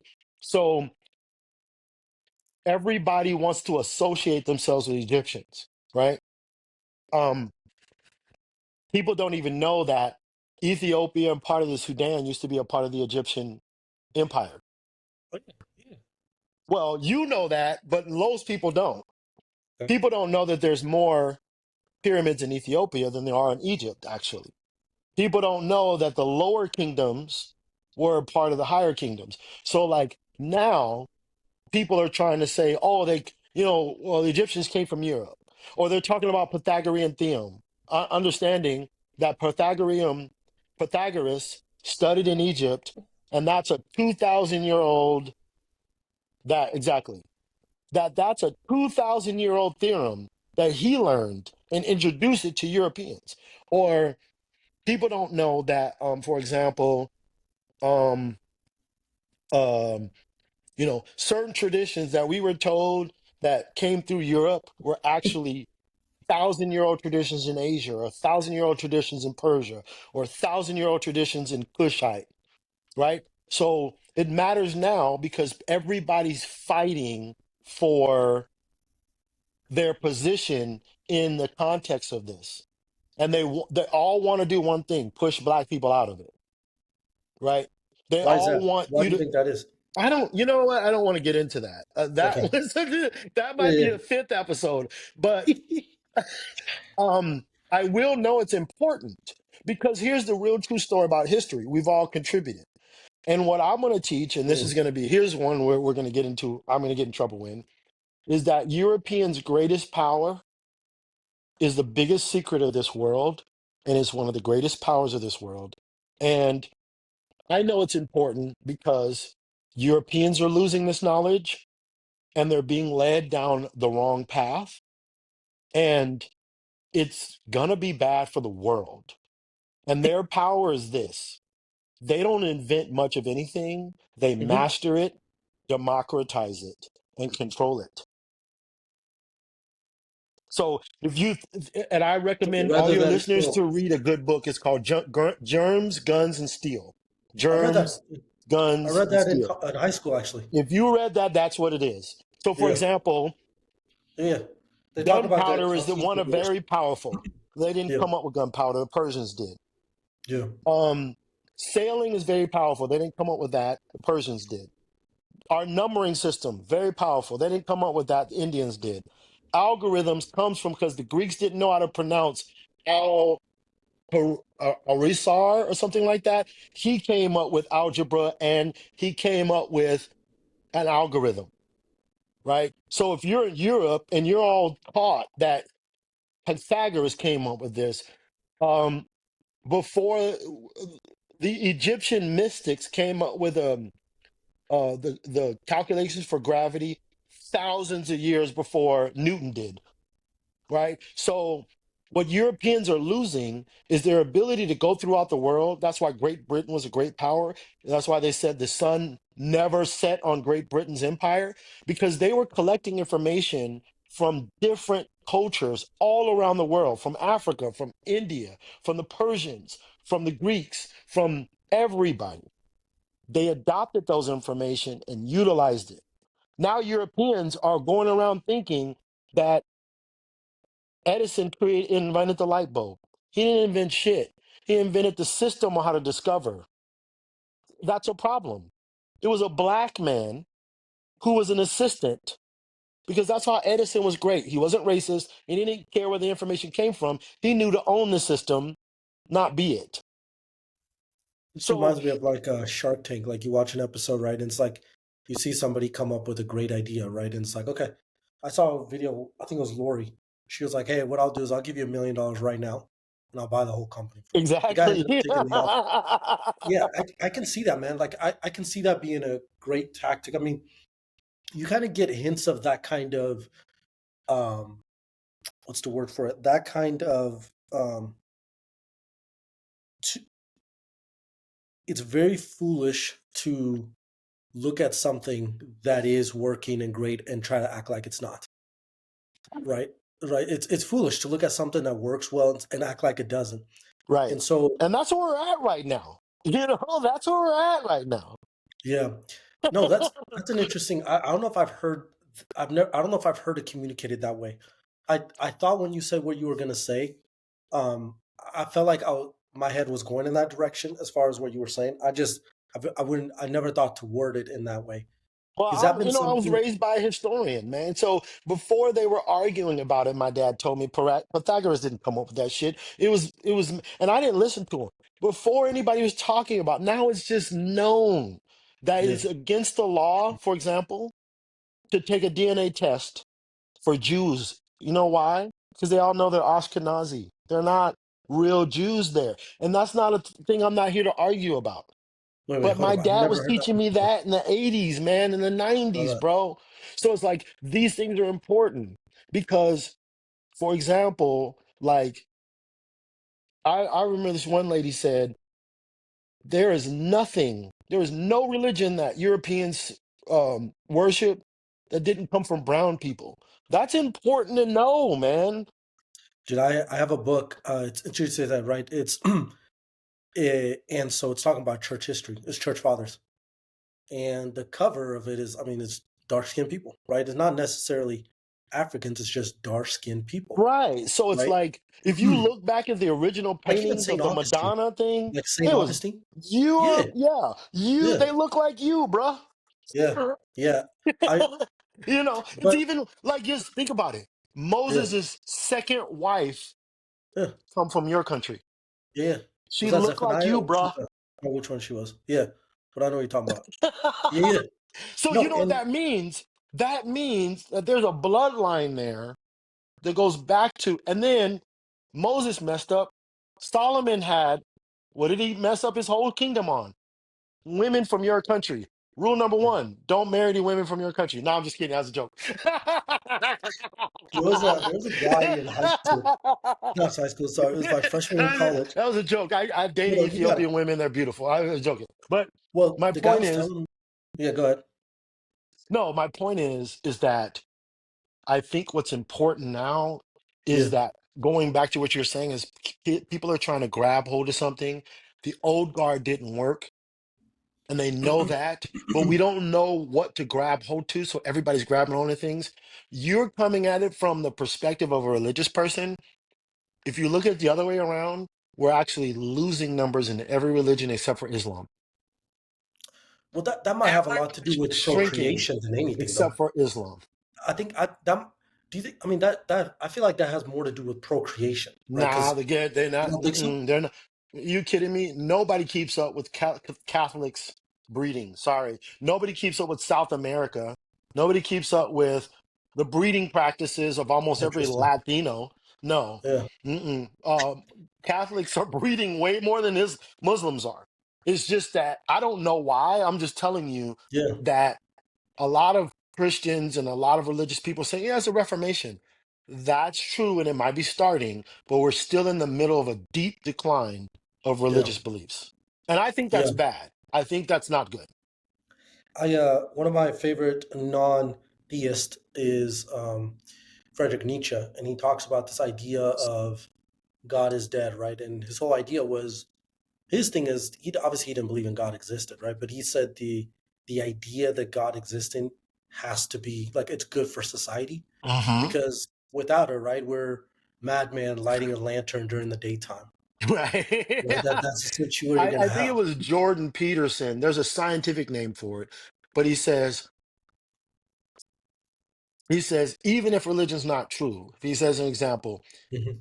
people who used to think that a porcupine can fire its pins or whatever they call it, if you think that, you're going to stay clear away from a porcupine which Yeah. works in scientific or evolutionary terms, because that's the smart thing to do around dangerous animals. So it's like, Uh, Pascal wagers, right? It's better to live your life as if God exists. One, because it's better for exactly, society, yes, right? Yeah. yes, because what you said, you get tradition, you get cohesion of ideas, you get standards, you get a rite of passage in almost every single religion. There's a rite of passage. You get all of these things that, yeah, you get the freedom of, well, maybe you're not under a repressive religion or religion that has false beliefs. That's true, but you're losing tradition. You're losing cohesiveness. You're losing family unities. You're losing rites of passage. You're losing a self ability to self regulate and self police. You're losing all these things because our religious institutions are failing us, Yeah. right? They really So are. I you brought up a point a little bit ago. Let's go to the pyramids because that's intriguing to me, and then we'll probably we'll probably wrap up pretty soon. But so when it comes to the you're talking about when you're talking about all these things that are happening in the past, I have noticed that there seems to be a maybe from your perspective, why is it that when we look at the past, we envision them as being not intelligent? Because it seems like right the because I love that's where that some of these question. things are. Like, I why do you think love that that is that question. we look backwards as if I they're not? I think that the powers that be. So here's my huge philosophy. I'm a conspiracy theorist, and here's my conspiracies. I do believe in the 13 families. I think they're all Ashkenazi Jew, which doesn't make them evil or wrong or bad. I do think they're interested in rewriting history. And I think that trickled down to telling a lot of falsehoods about where the power comes from, how to access power, and how to gain power for yourself.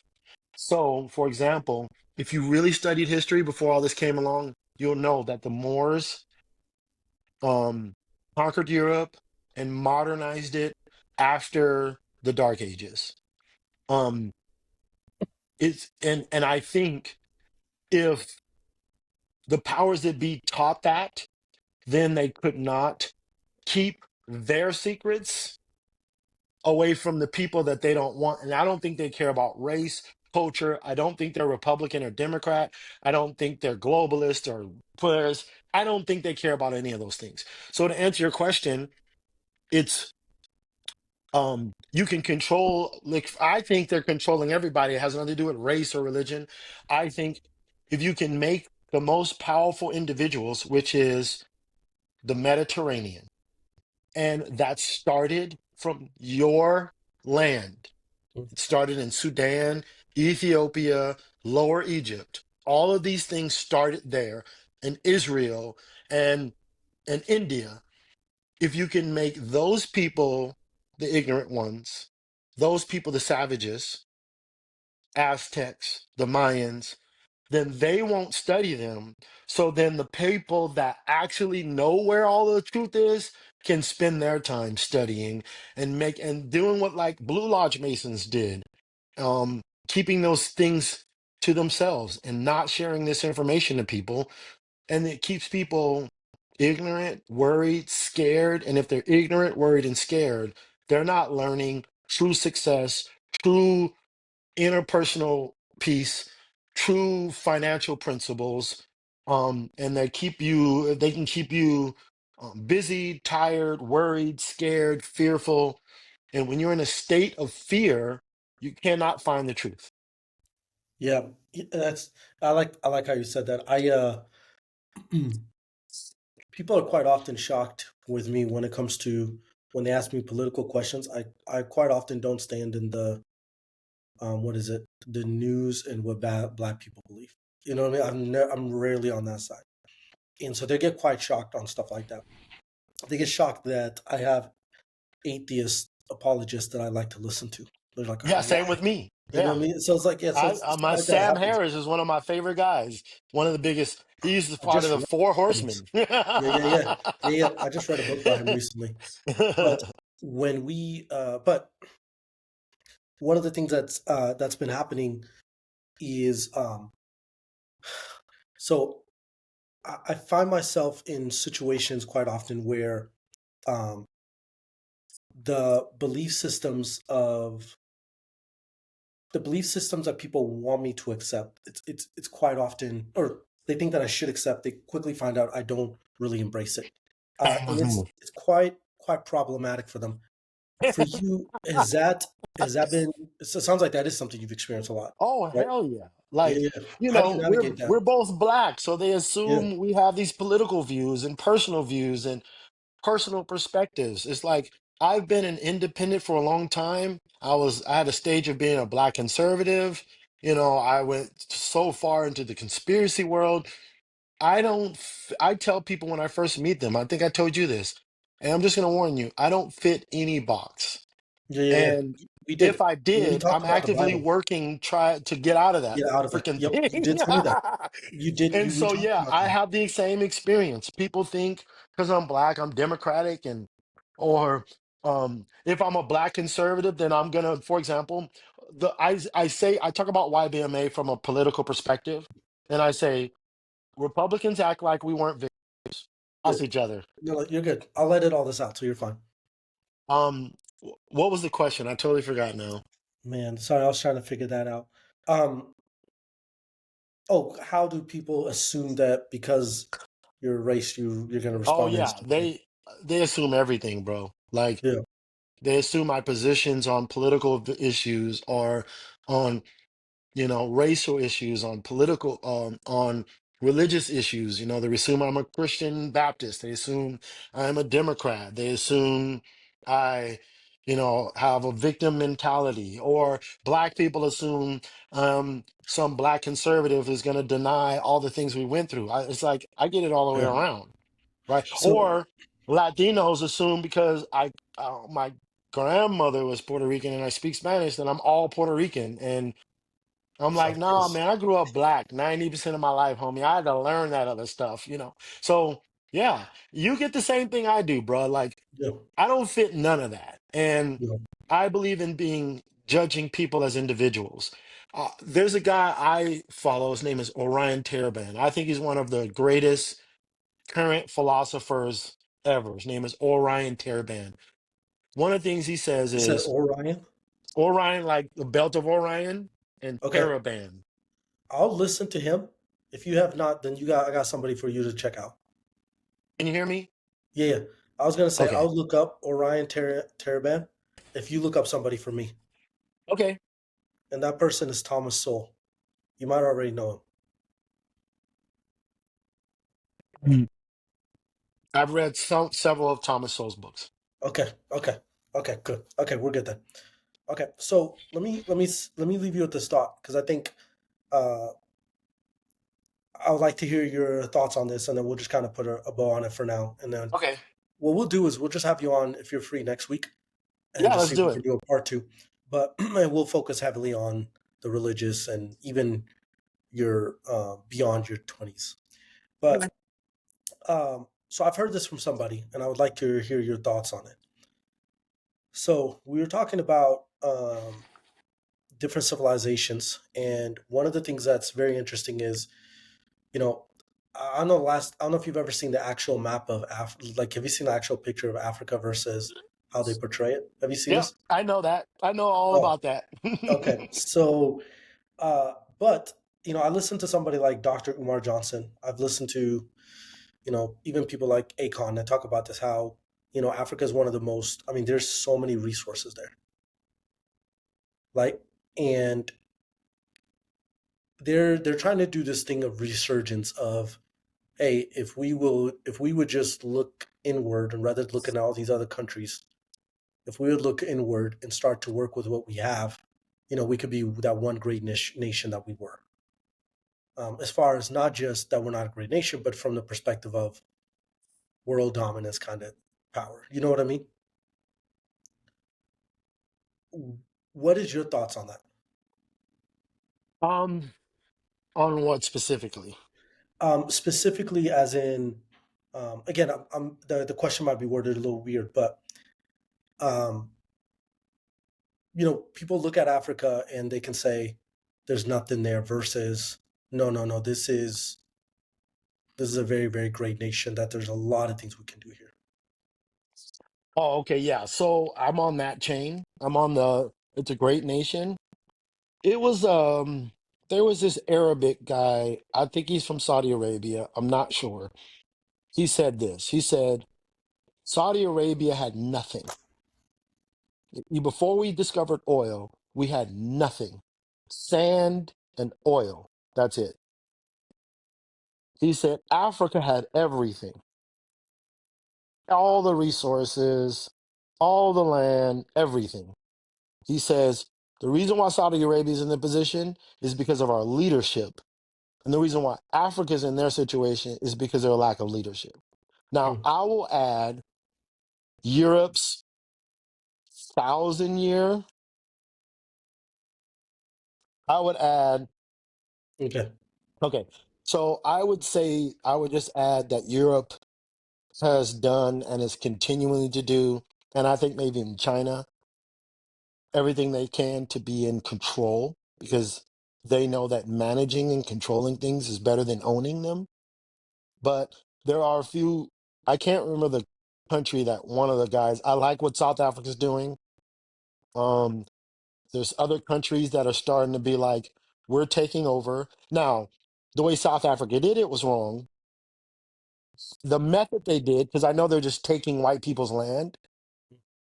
Um, but I'm like, what's the best way to get it right? I don't know. I'm not condoning Yeah. them stealing Yeah. land.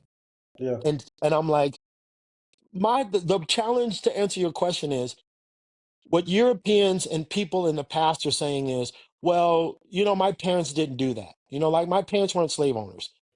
Well, but you're benefiting from it. Okay, that's fine in America. You can't make that connection. The people who own the land in South Africa, 90% of them is because their Dutch parents owned it and their Dutch grandparents owned it and their Dutch great grandparents owned it. That's directly a benefit because your Dutch great grandparents and great great grandparents stole these people's land.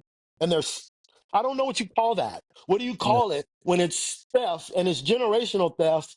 And somebody says, well, this new generation is going to steal it back. I don't know what you call that. It's stealing, but we're in a difficult situation and we got to find a way, yeah, to start doing our own thing. I'm What? conspiratorial, so I think they killed Omar Gaddafi because he was going to do what Africa's doing now and make one currency. They're creating their own currency. They're creating their own treaties. They're creating their own like travel visas. I'm with all of that. They're Yeah. inviting African Americans back to start countries. I mean, to start things and start businesses. I'm with all of that. And eventually, I will be actively involved in that without Yeah. making the white man the enemy. That's why I disagree with Dr. Umar. Yep. I don't believe in his Pan African religious beliefs. So I Yep. don't think white people are the enemy. I don't think black people are inferior, superior, or inferior. I'm obviously married to a white woman, so Yeah. That's not gonna stop I you. can't. I'm not going to go there, right? Um, No, but it's I'm with any country having its, sustainability, independence, yeah. um, plotting its own course, right? Yeah. I'm with any country doing that. Yeah, man. The issue with man, this is why it keeps going. The issue with the whole conversation around like, okay, well, these people are now going to steal it back, right? The hard thing, Elon said this, and I thought it was a well said point, right? It's like slavery has been since the beginning of time. At what I point does it gotta stop? stop you, man. We're going past what I said. And I'm getting all these calls, and that's Okay, what's we'll wrap it mostly up. We'll wrap breaking it the up. sound up and stuff. Okay, we'll wrap it up then. So Well, let's reschedule. next week Um, yeah, possibly. because Okay. I think we should do a part 2, and I love your other partner in this and all of Yep. that. So Okay. Well, let's wrap up with this. You said Inuyasha was your number one anime. What was your number my two number anime? one, well, it's my favorite. My number one growing that I was committed to was actually The Last Airbender. That's awesome. And that's awesome. I think that might be the most perfect anime of all time. Uncle Iroh? Yeah, I think so too. The And my Uncle favorite Iroh English. episode is when um uh Can I guess it? Aang learned about chakras. And he was using the river as an example. So yeah. I thought you were gonna say when the White Lotus all came together. I thought that would be really good. Or Uncle Iroh in jail cell doing push-ups. But anyways, Mr. LeBron, it is an absolute pleasure having you. We will do part two next week, and I'll make sure that my friend can join. Um, Awesome. much love, man. Thank you so Thank much. you so much for having me on your podcast, man. I'm looking forward to you know, being on more future episodes, seeing more, and it's an honor to be on your show. See you next week, man. All right, brother. Bye.